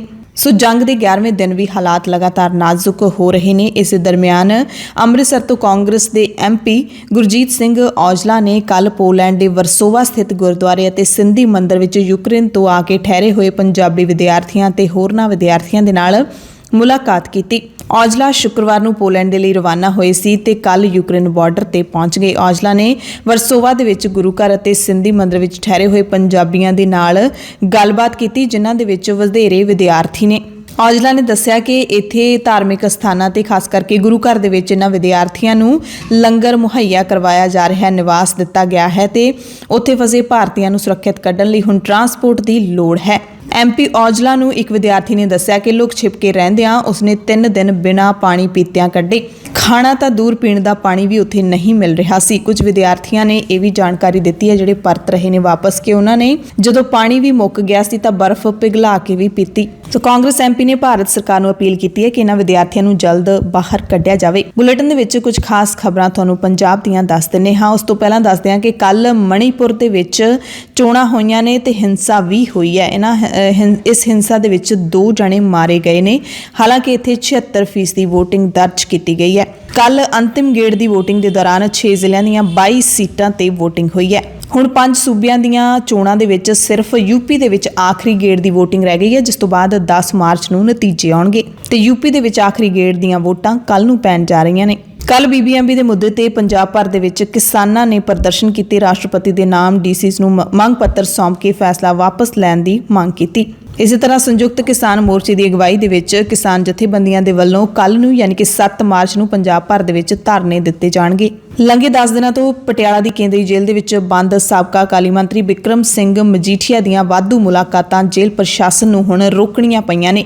ਦਰਅਸਲ ਮੀਡੀਆ ਦੇ ਇੱਕ ਹਿੱਸੇ ਦੇ ਵਿੱਚ ਖਬਰ ਛਪੀ ਸੀ ਕਿ ਮਜੀਠੀਆ ਨੂੰ ਜੇਲ੍ਹ ਦੇ ਵਿੱਚ ਪ੍ਰਸ਼ਾਸਨ ਰਾਹਤ ਦੇ ਰਿਹਾ ਹੈ, ਨਿਯਮਾਂ ਦੇ ਵਿੱਚ ਢਿੱਲ ਦੇ ਰਿਹਾ ਹੈ। ਇਸੇ ਕਰਕੇ ਲਗਾਤਾਰ ਕੋਈ ਨਾ ਕੋਈ ਉਹਨਾਂ ਨਾਲ ਮੁਲਾਕਾਤ ਕਰਨ ਪਹੁੰਚ ਰਿਹਾ ਹੈ ਤੇ ਹੁਣ ਨਿਰਧਾਰਿਤ ਨਿਯਮਾਂ ਦੇ ਮੁਤਾਬਿਕ ਹਫ਼ਤੇ ਵਿੱਚ 2 ਵਾਰ ਹੀ ਮਜੀਠੀਆ ਕਿਸੇ ਨਾਲ ਮੁਲਾਕਾਤ ਕਰ ਸਕਦੇ ਨੇ। ਪੰਜਾਬ ਦੀਆਂ ਖਾਸ ਖਬਰਾਂ ਦੇ ਖਾਸ ਬੁਲੇਟਿਨ ਦੇ ਵਿੱਚ ਹੁਣ ਕੁਝ ਖਬਰਾਂ ਤੁਹਾਨੂੰ ਹੋਰ ਦੱਸ ਦਿੰਦੇ ਆ। ਸ਼ਨੀਚਰਵਾਰ ਨੂੰ ਰੂਸ ਤੇ ਯੂਕਰੇਨ ਜੰਗ ਦਾ 10ਵਾਂ ਦਿਨ ਰਿਹਾ ਤੇ 10ਵੇਂ ਦਿਨ ਦੇ ਸਾਰੇ ਜਿਹੜੇ ਹਾਲਾਤ ਨੇ ਉਹ ਅਸੀਂ ਤੁਹਾਨੂੰ ਦੱਸਦੇ ਹਾਂ। ਯੂਕਰੇਨ ਦੇ ਮਾਰੀਓਪੋਲ ਸ਼ਹਿਰ ਨੂੰ ਰੂਸੀ ਫੌਜ ਨੇ ਘੇਰਾ ਪਾਇਆ ਹੋਇਆ। ਹਵਾਈ ਹਮਲੇ ਲਗਾਤਾਰ ਇੱਥੇ ਚੱਲ ਰਹੇ ਨੇ। ਹਾਲਾਤ ਇਸ ਕਦਰ ਨਾਜ਼ੁਕ ਹੋ ਗਏ ਨੇ ਕਿ ਹਰ ਇੱਕ ਬੰਦੇ ਨੂੰ ਇਸ ਸ਼ਹਿਰ ਨੂੰ ਛੱਡਣਾ ਪੈ ਰਿਹਾ ਹੈ। ਖੇਰਸਨ ਯੂਕਰੇਨ ਦਾ ਪਹਿਲਾ ਅਜਿਹਾ ਸ਼ਹਿਰ ਹੈ ਜਿਸ ਤੇ ਰੂਸੀ ਫੌਜ ਨੇ ਮੁਕੰਮਲ ਕਬਜ਼ਾ ਕਰ ਲਿਆ। ਸੰਯੁਕਤ ਰਾਸ਼ਟਰ ਦੇ ਮੁਤਾਬਿਕ ਹੁਣ ਤੱਕ 12 ਲੱਖ ਲੋਕ ਯੂਕਰੇਨ ਛੱਡ ਕੇ ਜਾ ਚੁੱਕੇ ਨੇ। ਰੂਸ ਤੇ ਪਾਬੰਦੀਆਂ ਦਾ ਸਿਲਸਿਲਾ ਲਗਾਤਾਰ ਜਾਰੀ ਹੈ। ਰੂਸੀ ਮੀਡੀਆ ਤੇ ਫੇਸਬੁੱਕ, ਟਵਿੱਟਰ ਅਤੇ YouTube ਤੋਂ ਬਾਅਦ ਹੁਣ ਟੈਲੀਗ੍ਰਾਮ ਨੇ ਵੀ ਪਾਬੰਦੀ ਲਾ ਦਿੱਤੀ ਹੈ। ਹੋਰ ਵੀ ਕਈ ਬ੍ਰਾਂਡਸ ਨੇ ਪਾਬੰਦੀ ਲਾਈ ਹੈ। ਅੱਗੇ ਤੁਹਾਨੂੰ ਦੱਸਦੇ ਹਾਂ। ਸੰਯੁਕਤ ਰਾਸ਼ਟਰ ਦੀ ਮਨੁੱਖੀ ਹੱਕਾਂ ਬਾਰੇ ਕੌਂਸਲ ਦੀ ਬੈਠਕ ਵਿੱਚ ਰੂਸ ਖਿਲਾਫ ਮਤਾ ਪਾਸ ਹੋਇਆ, ਪਰ ਭਾਰਤ ਸਮੇਤ ਪਾਕਿਸਤਾਨ ਤੇ ਚੀਨ ਫਿਰ ਗੈਰ ਹਾਜ਼ਰ ਰਹੇ ਨੇ। ਯੂਕਰੇਨ ਦੀ ਰਾਜਧਾਨੀ ਵੱਲ ਰੂਸ ਦਾ ਵੱਡਾ ਫੌਜੀ ਹਥਿਆਰਾਂ ਨਾਲ ਲੈਸ ਦਸਤਾ ਜਿਹੜਾ ਵੱਧ ਰਿਹਾ ਸੀ, ਚੱਲ ਰਿਹਾ ਸੀ, ਉਹ ਫਿਲਹਾਲ ਰੁਕਿਆ ਹੋਇਆ ਹੈ। ਰੂਸ ਨੇ ਯੂਰਪ ਦੇ ਸਭ ਤੋਂ ਵੱਡੇ ਨਿਊਕਲੀਅਰ ਪਲਾਂਟ ਤੇ ਕਬਜ਼ਾ ਕਰ ਲਿਆ ਹੈ। ਯੂਕਰੇਨ ਨੇ ਕਿਹਾ ਕਿ ਪਰਮਾਣੂ ਪਲਾਂਟ ਤੇ ਹਮਲੇ ਦੌਰਾਨ ਕਈ ਮੌਤਾਂ ਹੋਈਆਂ ਨੇ ਤੇ ਕਈ ਜ਼ਖਮੀ ਹੋਏ ਨੇ। ਨਾਟੋ ਦਾ ਕਹਿਣਾ ਹੈ ਕਿ ਇਸ ਗੱਲ ਦੇ ਸਬੂਤ ਨੇ ਕਿ ਰੂਸ ਆਪਣੇ ਹਮਲੇ ਵਿੱਚ ਕਲਸਟਰ ਬੰਬਾਂ ਦੀ ਵਰਤੋਂ ਕਰ ਰਿਹਾ ਹੈ। ਨਾਟੋ ਦੀ ਕਿਰਕਰੀ ਵੀ ਹੋ ਰਹੀ ਹੈ, ਅੱਗੇ ਤੁਹਾਨੂੰ ਦੱਸਦੇ ਹਾਂ, ਪਰ ਪਹਿਲਾਂ ਤੁਹਾਨੂੰ ਦੱਸ ਦਿੰਦੇ ਹਾਂ ਕਿ ਸ਼ਨੀਚਰਵਾਰ ਦੋਵਾਂ ਮੁਲਕਾਂ ਦੀ ਜੰਗ ਦਾ ਉਹ ਦਿਨ ਸੀ ਜਦੋਂ ਰੂਸੀ ਫੌਜ ਲੋਕਾਂ ਨੂੰ ਕੱਢਣ ਲਈ ਯੂਕਰੇਨ ਦੇ 2 ਸ਼ਹਿਰਾਂ ਦੇ ਵਿੱਚ ਜੰਗਬੰਦੀ ਦੇ ਲਈ ਸਹਿਮਤ ਹੋ ਗਈ। ਯਾਨੀ ਕਿ 2 ਸ਼ਹਿਰਾਂ ਦੇ ਵਿੱਚ ਗੋਲੀਬੰਦੀ ਦਾ ਐਲਾਨ ਰੂਸ ਨੇ ਕਰ ਦਿੱਤਾ। ਆਮ ਲੋਕਾਂ ਦੇ ਲਈ ਲਾਂਘੇ ਖੋਲਣ ਦਾ ਐਲਾਨ ਕੀਤਾ ਤਾਂ ਜੋ ਇਹਨਾਂ ਸ਼ਹਿਰਾਂ ਦੇ ਵਿੱਚ ਫਸੇ ਨਾਗਰਿਕਾਂ ਨੂੰ ਬਾਹਰ ਕੱਢਿਆ ਜਾਵੇ। ਰੂਸ ਦੀ ਸਰਕਾਰੀ ਨਿਊਜ਼ ਏਜੰਸੀ ਨੇ ਜਾਣਕਾਰੀ ਦਿੱਤੀ ਕਿ ਰੂਸ ਦੇ ਰੱਖਿਆ ਮੰਤਰਾਲੇ ਨੇ ਐਲਾਨ ਕੀਤਾ ਹੈ ਕਿ ਰੂਸੀ ਫੌਜ ਮਾਸਕੋ ਦੇ ਸਮੇਂ ਦੇ ਮੁਤਾਬਿਕ ਸਵੇਰੇ 10 ਵਜੇ ਹਮਲੇ ਰੋਕ ਦੇਵੇਗੀ ਤਾਂ ਕਿ ਲੋਕਾਂ ਦੀ ਸਹਾਇਤਾ ਦੇ ਲਈ ਇਹ ਲਾਂਘੇ ਖੋਲ ਦਿੱਤੇ ਜਾਣ ਤੇ ਲੋਕ ਮਾਰੀਓਪੋਲ ਤੇ ਵੋਲਨੋਵਾਕਾ ਸ਼ਹਿਰਾਂ ਦੇ ਵਿੱਚੋਂ ਲੰਘ ਕੇ ਜਾ ਸਕਣੇ। ਦੋਵੇਂ ਸ਼ਹਿਰ ਸਭ ਤੋਂ ਵੱਡੀਆਂ ਬੰਦਰਗਾਹਾਂ ਵਾਲੇ ਸ਼ਹਿਰ ਨੇ। ਰੂਸ ਦੀਆਂ ਫੌਜਾਂ ਨੇ ਇਹਨਾਂ ਦੋਵਾਂ ਸ਼ਹਿਰਾਂ ਨੂੰ ਘੇਰਾ ਪਾਇਆ ਹੋਇਆ ਹੈ। ਰੂਸ ਦੇ ਯੂਕਰੇਨ ਦੇ ਰਾਸ਼ਟਰਪਤੀ ਦੇ ਸਹਿਯੋਗੀ ਮਿਖਾਇਲ ਪੋਦੋਲਿਆਕ ਨੇ ਕਿਹਾ ਸੀ ਕਿ ਲਗਭਗ 2 ਲੱਖ ਲੋਕ ਮਾਰੀਉਪੋਲ ਸ਼ਹਿਰ ਚੋਂ ਨਿਕਲਣ ਦੀ ਕੋਸ਼ਿਸ਼ ਕਰ ਰਹੇ ਨੇ। ਇਹ ਰਾਹਤ ਭਰੀ ਖਬਰ ਆਉਂਦੀ ਹੈ ਪਰ ਬਾਅਦ ਦੇ ਵਿੱਚ ਇਹ ਫੇਰ ਤੋਂ ਚਿੰਤਾ ਵਾਲੀ ਖਬਰ ਦੇ ਵਿੱਚ ਬਦਲ ਜਾਂਦੀ ਹੈ ਕਿਉਂਕਿ ਯੂਕਰੇਨ ਨੇ ਕਿਹਾ ਕਿ ਗੋਲੀਬੰਦੀ ਦੀ ਸਹੀ ਪਾਲਣਾ ਨਹੀਂ ਹੋ ਰਹੀ ਹੈ। ਯੂਕਰੇਨ ਦੇ ਸ਼ਹਿਰ ਮਾਰੀਉਪੋਲ ਦੀ ਕੌਂਸਲ ਨੇ ਇਲਜ਼ਾਮ ਲਾਇਆ ਕਿ ਰੂਸ ਦੇ ਵੱਲੋਂ ਗੋਲੀਬੰਦੀ ਦਾ ਐਲਾਨ ਤਾਂ ਕੀਤਾ ਗਿਆ ਪਰ ਗੋਲੀਬੰਦੀ ਨਹੀਂ ਕੀਤੀ ਗਈ। ਟੈਲੀਗ੍ਰਾਮ ਤੇ ਆਪਣੇ ਇੱਕ ਸੁਨੇਹੇ ਦੇ ਵਿੱਚ ਕੌਂਸਲ ਨੇ ਕਿਹਾ ਕਿ ਜ਼ਪੋਰੀਜ਼ੀਆ ਦੇ ਵਿੱਚ ਜਿੱਥੇ ਮਨੁੱਖਤਾਵਾਦੀ ਲਾਂਘਾ ਖਤਮ ਹੁੰਦਾ ਹੈ ਉੱਥੇ ਲੜਾਈ ਹੋ ਰਹੀ ਹੈ। ਯੂਕਰੇਨ ਤੋਂ BBC ਦੇ ਪੱਤਰਕਾਰ ਜ਼ੋਲ ਗੁੰਟੇਰ ਨੇ ਵੀ ਦੱਸਿਆ ਕਿ ਸ਼ਹਿਰ ਤੇ ਗੋਲੀਬਾਰੀ ਲਗਾਤਾਰ ਜਾਰੀ ਹੈ। ਗੋਲੀਬੰਦੀ ਦਾ ਐਲਾਨ ਕਰਨ ਤੋਂ ਬਾਅਦ ਵੀ ਮਾਰੀਉਪੋਲ ਸ਼ਹਿਰ ਦੇ ਡਿਪਟੀ ਮੇਅਰ ਨੇ ਵੀ ਦੱਸਿਆ ਕਿ ਰੂਸੀਆਂ ਵੱਲੋਂ ਸਾਡੇ ਤੇ ਬੰਬ ਵਰਾਉਣੇ ਜਾਰੀ ਨੇ, ਤੋਪਖਾਨੇ ਦੀ ਵਰਤੋਂ ਕੀਤੀ ਜਾ ਰਹੀ ਹੈ। ਸਾਡੇ ਸ਼ਹਿਰੀ ਤਾਂ ਨਿਕਲਣ ਲਈ ਤਿਆਰ ਨੇ ਪਰ ਉਹ ਸ਼ੈਲਿੰਗ ਦੇ ਅੰਦਰ ਤਾਂ ਜਾ ਹੀ ਨਹੀਂ ਸਕਦੇ ਤੇ ਇਸੇ ਕਰਕੇ ਮਾਰੀਉਪੋਲ ਚੋਂ ਲੋਕਾਂ ਨੂੰ ਕੱਢਣਾ ਫਿਲਹਾਲ ਰੋਕ ਦਿੱਤਾ ਗਿਆ। ਰੂਸ ਤੇ ਬੰਬਾਰੀ ਦੇ ਇਲਜ਼ਾਮ ਲਾਏ ਗਏ ਨੇ। ਮਾਰੀਉਪੋਲ ਦੀ ਸਿਟੀ ਕੌਂਸਲ ਨੇ ਕਿਹਾ ਕਿ ਰੂਸੀ ਪੱਖ ਯੁੱਧ ਵਿਰਾਮ ਦੀ ਪਾਲਣਾ ਸਹੀ ਤਰੀਕੇ ਦੇ ਨਾਲ ਨਹੀਂ ਕਰ ਰਿਹਾ। ਇਸੇ ਦਰਮਿਆਨ ਮਾਰੀਉਪੋਲ ਦੇ ਮੇਅਰ ਵੇਡਿਮ ਬੋਇਚੈਂਕੋ ਨੇ ਵੀ ਇੱਕ ਜਜ਼ਬਾਤੀ ਬਿਆਨ ਦਿੱਤਾ ਹੈ, ਭਾਵੁਕ ਬਿਆਨ ਦਿੱਤਾ ਹੈ। ਉਹਨਾਂ ਕਿਹਾ ਕਿ ਮਾਰੀਉਪੋਲ ਆਪਣੇ ਮਕਾਨਾਂ ਅਤੇ ਸੜਕਾਂ ਨਾਲ ਨਹੀਂ ਬਲਕਿ ਆਪਣੇ ਨਿਵਾਸੀਆਂ ਕਰਕੇ ਜਿਉਂਦਾ ਹੈ। ਬਾਇਚੈਂਕੋ ਨੇ ਕਿਹਾ ਕਿ ਕਬਜ਼ਾ ਕਰਨ ਵਾਲਿਆਂ ਦੇ ਵੱਲੋਂ ਲਗਾਤਾਰ ਹਮਲੇ ਜਾਰੀ ਨੇ, ਇਸ ਕਰਕੇ ਨਾਗਰਿਕਾਂ ਨੂੰ ਸੁਰੱਖਿਅਤ ਤਰੀਕੇ ਨਾਲ ਮਾਰੀਉਪੋਲ ਚੋਂ ਕੱਢਣ ਤੋਂ ਇਲਾਵਾ ਸਾਡੇ ਕੋਲੇ ਕੋਈ ਵਿਕਲਪ ਨਹੀਂ ਬਚਿਆ। ਤੇ ਰੂਸ ਦੇ ਉੱਤੇ ਜਿਹੜੇ ਇਲਜ਼ਾਮ ਲਾਏ ਜਾ ਰਹੇ ਨੇ ਯੂਕਰੇਨ ਦੇ ਵੱਲੋਂ, ਖਾਸ ਕਰਕੇ ਮਾਰੀਉਪੋਲ ਦੇ ਅਧਿਕਾਰੀਆਂ ਦੇ ਵੱਲੋਂ, ਮੇਅਰ ਦੇ ਵੱਲੋਂ ਕਿ ਗੋਲੀਬੰਦੀ ਦਾ ਐਲਾਨ ਕੀਤਾ ਗਿਆ ਹੈ, ਗੋਲੀਬੰਦੀ ਨਹੀਂ ਕੀਤੀ ਗਈ। ਤਾਂ ਰੂਸ ਦਾ ਹੁਣ ਤਾਜ਼ਾ ਬਿਆਨ ਆਇਆ ਹੈ। ਰੂਸ ਨੇ ਕਿਹਾ ਹੈ, ਰੱਖਿਆ ਮੰਤਰਾਲੇ ਨੇ ਕਿਹਾ ਹੈ ਕਿ ਯੂਕਰੇਨ ਦੇ ਜਿਹੜੇ ਲੋਕ ਹੈਗੇ ਨੇ ਉਹ ਸ਼ਹਿਰ ਦੇ ਵਿੱਚੋਂ ਨਿਕਲਣ ਹੀ ਨਹੀਂ ਦੇ ਰਹੇ, ਕਿ ਲੋਕਾਂ ਨੂੰ ਸ਼ਹਿਰਾਂ ਚੋਂ ਨਿਕਲਣ ਹੀ ਨਹੀਂ ਦਿੱਤਾ ਜਾ ਰਿਹਾ। ਅਸੀਂ ਉੱਥੇ ਕੁਝ ਨਹੀਂ ਪਾਬੰਦੀ ਲਾ ਰਹੇ। ਕਹਿੰਦੇ ਯੂਕਰੇਨ ਦੇ ਰਾਸ਼ਟਰਵਾਦੀ ਲੋਕ ਨੇ ਜਿਹੜੇ ਆਮ ਲੋਕਾਂ ਨੂੰ ਸ਼ਹਿਰ ਛੱਡਣ ਤੋਂ ਰੋਕ ਰਹੇ ਨੇ। ਰੂਸ ਦੇ ਰੀਆ ਨਿਊਜ਼ ਏਜੰਸੀ ਨੇ ਇਹ ਖਬਰ ਦਿੱਤੀ ਹੈ। ਮੰਤਰਾਲੇ ਨੇ ਕਿਹਾ ਕਿ ਸ਼ਹਿਰ ਛੱਡਣ ਦੇ ਲਈ ਮਨੁੱਖੀ ਕੋਰੀਡੋਰ ਸਥਾਪਿਤ ਕਰਨ ਦੇ ਲਈ ਰੂਸੀ ਸੁਰੱਖਿਆ ਬਲਾਂ ਤੇ ਹਮਲਾ ਵੀ ਹੋਇਆ ਹੈ। ਜੰਗ ਦੇ 10ਵੇਂ ਦਿਨ ਯੂਕਰੇਨ ਦੇ ਰਾਸ਼ਟਰਪਤੀ ਭਵਨ ਤੇ ਵੀ ਰੂਸੀ ਹਮਲਾ ਹੋਇਆ। ਇੱਕ ਰੂਸੀ ਰਾਕੇਟ ਰਾਸ਼ਟਰਪਤੀ ਭਵਨ ਦੇ ਐਨ ਕੋਲੇ ਜਾ ਕੇ ਡਿੱਗਿਆ। ਯੂਕਰੇਨ ਦੇ ਰਾਸ਼ਟਰਪਤੀ ਨੇ ਇਸ ਨੂੰ ਆਪਣੇ ਤੇ ਇੱਕ ਕਾਤਲਾਨਾ ਹਮਲਾ ਦੱਸਿਆ। ਰਾਜਧਾਨੀ ਕੀਵ ਨੂੰ ਵੀ ਰੂਸੀ ਫੌਜ ਨੇ 3 ਪਾਸਿਆਂ ਤੋਂ ਘੇਰਾ ਪਾਇਆ ਹੋਇਆ। ਰੂਸ ਵੱਲੋਂ ਕੀਵ ਤੇ ਲਗਾਤਾਰ ਜ਼ਬਰਦਸਤ ਫਾਇਰਿੰਗ ਕੀਤੀ ਜਾ ਰਹੀ ਹੈ। ਯੂਕਰੇਨ ਨੇ ਜਰਮਨੀ ਤੋਂ ਟੈਂਕ ਅਤੇ ਲੜਾਕੂ ਹੈਲੀਕਾਪਟਰ ਮੰਗੇ ਨੇ। ਉੱਤਰੀ ਕੀਵ ਤੋਂ ਸਿਰਫ 13 ਕਿਲੋਮੀਟਰ ਦੀ ਦੂਰੀ ਤੇ ਹੁਣ ਰੂਸੀ ਫੌਜ ਰਹਿ ਗਈ ਹੈ। ਹਾਲਾਂਕਿ ਫੌਜ ਦਾ ਕਾਫਲਾ ਇੱਕ ਵਾਰੀ ਰੁਕਿਆ ਹੋਇਆ ਹੈ। Великі народи великої країни. Країни сили, країни свободи, народу абсолютного морального лідерства. Ми витримали вже 9 днів темряви, 9 днів зла. Це у 3 рази більше, ніж темрява і зло розраховували. Ми відповіли на вторгнення, як уміємо, у моменти найвищої небезпеки. Відповіли героїзмом, солідарністю, взаємодопомогою. Ми відповіли по-нашому, по-українськи. Так що історія Європи запам'ятає це назавжди. Говоритиме про це дітям, покаже онукам. Увесь континент знатиме місто Харків, місто Чернігів, місто Суми, місто Волноваху, місто Маріуполь. місто Миколаїв та багато ਯੂਕਰੇਨ ਦੇ ਰਾਸ਼ਟਰਪਤੀ ਵੋਲੋਦੀਮੀਰ ਜ਼ੈਲੈਂਸਕੀ ਨੇ ਨਾਟੋ ਤੇ ਯੂਕਰੇਨ ਨੂੰ ਨੋ ਫਲਾਈ ਜ਼ੋਨ ਨਾ ਬਣਾਉਣ ਕਾਰਨ ਤਿੱਖੇ ਸ਼ਬਦੀ ਹਮਲੇ ਕੀਤੇ ਨੇ। ਉਹਨਾਂ ਕਿਹਾ ਕਿ ਨਾਟੋ ਦੀ ਬੈਠਕ ਇੱਕ ਕਮਜ਼ੋਰ ਬੈਠਕ ਸੀ। ਅੱਜ ਤੋਂ ਬਾਅਦ ਜਿੰਨੇ ਲੋਕ ਮਰਨਗੇ ਤੁਹਾਡੀ ਕਮਜ਼ੋਰੀ ਕਰਕੇ ਮਰਨਗੇ। ਇਹ ਕਿਹਾ ਹੈ ਜ਼ੈਲੈਂਸਕੀ ਨੇ ਨਾਟੋ ਨੂੰ ਕਿ ਜਿੰਨੇ ਵੀ ਲੋਕ ਹੁਣ ਮਰਨਗੇ ਉਹ ਨਾਟੋ ਕਰਕੇ ਮਰਨਗੇ, ਤੁਹਾਡੀ ਕਮਜ਼ੋਰੀ ਕਰਕੇ ਮਰਨਗੇ। ਜ਼ੈਲੈਂਸਕੀ ਨੇ ਕਿਹਾ ਕਿ ਜੇ ਯੂਕਰੇਨ ਨਾ ਬਚਿਆ ਤਾਂ ਯੂਰਪ ਵੀ ਨਹੀਂ ਬਚੇਗਾ। ਦਰਅਸਲ ਜ਼ੈਲੈਂਸਕੀ ਇਸ ਕਰਕੇ ਗੁੱਸੇ ਵਿੱਚ ਨੇ ਕਿਉਂਕਿ ਬ੍ਰਸਲਸ ਦੇ ਵਿੱਚ ਨਾਟੋ ਮੁਖੀ ਯੇਨਸ ਸਟੋਲਟਨਬਰਗ ਨੇ ਕਿਹਾ ਸੀ ਕਿ ਯੂਕਰੇਨ ਦੇ ਵਿੱਚ ਨੋ ਫਲਾਈ ਜ਼ੋਨ ਨਹੀਂ ਹੋਵੇਗਾ। ਪੱਛਮੀ ਮੁਲਕਾਂ ਦਾ ਕਹਿਣਾ ਹੈ ਕਿ ਨੋ ਫਲਾਈ ਜ਼ੋਨ ਬਣਨ ਦੇ ਨਾਲ ਰੂਸੀ ਫੌਜ ਪੱਛਮੀ ਮੁਲਕਾਂ ਦੇ ਜਹਾਜ਼ਾਂ ਤੇ ਹਮਲਾ ਕਰ ਸਕਦੀ ਹੈ। ਇਸ ਨਾਲ ਯੁੱਧ ਹੋਰ ਭਿਆਨਕ ਹੋ ਸਕਦਾ ਹੈ। ਤੇ ਉਧਰ ਅਮਰੀਕਾ ਦੇ ਵਿਦੇਸ਼ ਮੰਤਰੀ ਐਂਟਨੀ ਬਲਿੰਕਨ ਨੇ ਵੀ ਇਸ ਨੂੰ ਸਹੀ ਦੱਸਿਆ ਹੈ, ਨਾਟੋ ਦੇ ਫੈਸਲੇ ਨੂੰ ਸਹੀ ਦੱਸਿਆ। ਬਲਿੰਕਨ ਨੇ ਕਿਹਾ ਕਿ ਇਸ ਦਾ ਮਤਲਬ ਹੈ ਰੂਸੀ ਜਹਾਜ਼ਾਂ ਨੂੰ ਮਾਰਨ ਲਈ ਯੂਕਰੇਨ ਦੇ ਹਵਾਈ ਖੇਤਰ ਵਿੱਚ ਨਾਟੋ ਜਹਾਜ਼ਾਂ ਨੂੰ ਭੇਜਣਾ ਹੋਵੇਗਾ। ਇਸ ਨਾਲ ਯੂਰਪ ਦੇ ਨਾਲ ਭਿਆਨਕ ਯੁੱਧ ਹੋ ਸਕਦਾ ਹੈ। ਸੋ ਇਸ ਕਰਕੇ ਜ਼ੈਲੈਂਸਕੀ ਨਾਟੋ ਨਾਲ ਖਾਸ ਤੌਰ ਤੇ ਗੁੱਸੇ ਨੇ। ਉਹਨਾਂ ਕਿਹਾ ਕਿ ਪੱਛਮੀ ਫੌਜੀ ਗੱਠਜੋੜ ਨੇ ਹੁਣ ਅਜਿਹਾ ਨਾ ਕਰਕੇ ਰੂਸੀ ਹਮਲਿਆਂ ਦੀ ਇਜਾਜ਼ਤ ਦੇ ਦਿੱਤੀ ਹੈ। ਰੂਸ ਨੂੰ ਉਹਨਾਂ ਨੇ ਖੁੱਲ੍ਹ ਦਿੱਤੀ ਹੈ ਕਿ ਤੁਸੀਂ ਆਓ ਤੇ ਹਮਲੇ ਕਰੋ। факт. Витримали, незалежно від того, яка ситуація цієї хвилини. Стратегічно усе зрозуміло. Українці єдині від Ужгорода до Харкова, від Києва до Херсону. Українці ганяють ворога під Києвом, б'ють за Охтирку, карають за Гостомель, помстяться за Херсон, наш Херсон, український Херсон, який сьогодні намагалися принизити. Але не вийшло, не дали. Українці показали себе. Не дали себе розіграти у дешевій цинічній виставі. З подачкою замість допомоги, з пропагандою замість щирості. ਇਸੇ ਦਰਮਿਆਨ ਯੂਕਰੇਨ ਦੇ ਵਿਦੇਸ਼ ਮੰਤਰੀ ਦਮਿਤਰੋ ਕੁਲੇਬਾ ਨੇ ਵੀ ਨਾਟੋ ਮੈਂਬਰ ਦੇਸ਼ਾਂ ਦੇ ਉੱਤੇ ਗੁੱਸਾ ਝਾੜਿਆ ਹੈ। ਨਾਟੋ ਦੇ ਮੈਂਬਰਾਂ ਦੇ ਵੱਲੋਂ ਯੂਕਰੇਨ ਤੇ ਨੋ ਫਲਾਈ ਜ਼ੋਨ ਲਾਗੂ ਕਰਨ ਤੋਂ ਇਨਕਾਰ ਕਰਨ ਤੋਂ ਬਾਅਦ ਨਾਟੋ ਗੱਠਜੋੜ ਦੇ ਉੱਤੇ ਕੁਲੇਬਾ ਨੇ ਰੂਸੀ ਦਬਾਅ ਮੂਰੇ ਝੁਕਣ ਦਾ ਦੋਸ਼ ਲਾਇਆ ਹੈ। ਉਹਨਾਂ ਕਿਹਾ ਕਿ ਫੜਾ ਮਾਰਦੇ ਨਾਟੋ ਨੇ ਰੂਸੀ ਤਾਕਤ ਮੂਰੇ ਗੋਡੇ ਟੇਕ ਦਿੱਤੇ ਨੇ। ਕੁਲੇਬਾ ਨੇ ਕਿਹਾ ਕਿ ਨਾਟੋ ਉਹ ਤਾਕਤ ਨਹੀਂ ਰਹੀ ਜਿਸ ਦੀ ਯੂਕਰੇਨੀਅਨਾਂ ਨੇ ਕਦੇ ਕਲਪਨਾ ਕੀਤੀ ਸੀ। ਯੂਕਰੇਨੀ ਟੈਲੀਵਿਜ਼ਨ ਤੇ ਉਹਨਾਂ ਕਿਹਾ ਕਿ ਰੂਸੀ ਹਮਰੁਤਬਾ ਸਰਗੇਈ ਲਾਵਰੋਵ ਦੇ ਨਾਲ ਗੱਲਬਾਤ ਕਰਨ ਦੇ ਲਈ ਤਿਆਰ ਨੇ, ਯਾਨੀ ਕਿ ਰੂਸ ਦੇ ਵਿਦੇਸ਼ ਮੰਤਰੀ ਨਾਲ, ਪਰ ਇਹ ਤਾਂ ਹੀ ਸੰਭਵ ਹੈ ਜੇ ਗੱਲਬਾਤ ਸਾਰਥਕ ਹੋਵੇ। ਸੋ ਹੋ ਸਕਦਾ ਹੈ ਕਿ ਹੁਣ ਦੋਵਾਂ ਮੁਲਕਾਂ ਦੇ ਵਫਦਾਂ ਦੇ ਵਿਚਾਲੇ ਤੀਸਰੇ ਗੇੜ ਦੀ ਬੈਠਕ ਛੇਤੀ ਹੋਵੇ। ਰੂਸ ਦੇ ਵਿੱਚ ਲਗਾਤਾਰ ਇਹ ਖਬਰਾਂ ਫੈਲ ਰਹੀਆਂ ਨੇ, ਅਫਵਾਹਾਂ ਫੈਲ ਰਹੀਆਂ ਨੇ ਕਿ ਰਾਸ਼ਟਰਪਤੀ ਵਲਾਦੀਮੀਰ ਪੁਤਿਨ ਰੂਸ ਦੇ ਵਿੱਚ ਯੂਕਰੇਨ ਹਮਲੇ ਖਿਲਾਫ ਹੋ ਰਹੇ ਮੁਜ਼ਾਹਰਿਆਂ ਨੂੰ ਠੱਲਣ ਦੇ ਲਈ ਮਾਰਸ਼ਲ ਲਾਅ ਲਾਗੂ ਕਰ ਸਕਦੇ ਨੇ। ਉਹਨਾਂ ਲੋਕਾਂ ਦੀ ਆਵਾਜ਼ ਦਬਾਉਣ ਦੇ ਲਈ ਇਹ ਕਰ ਸਕਦੇ ਨੇ।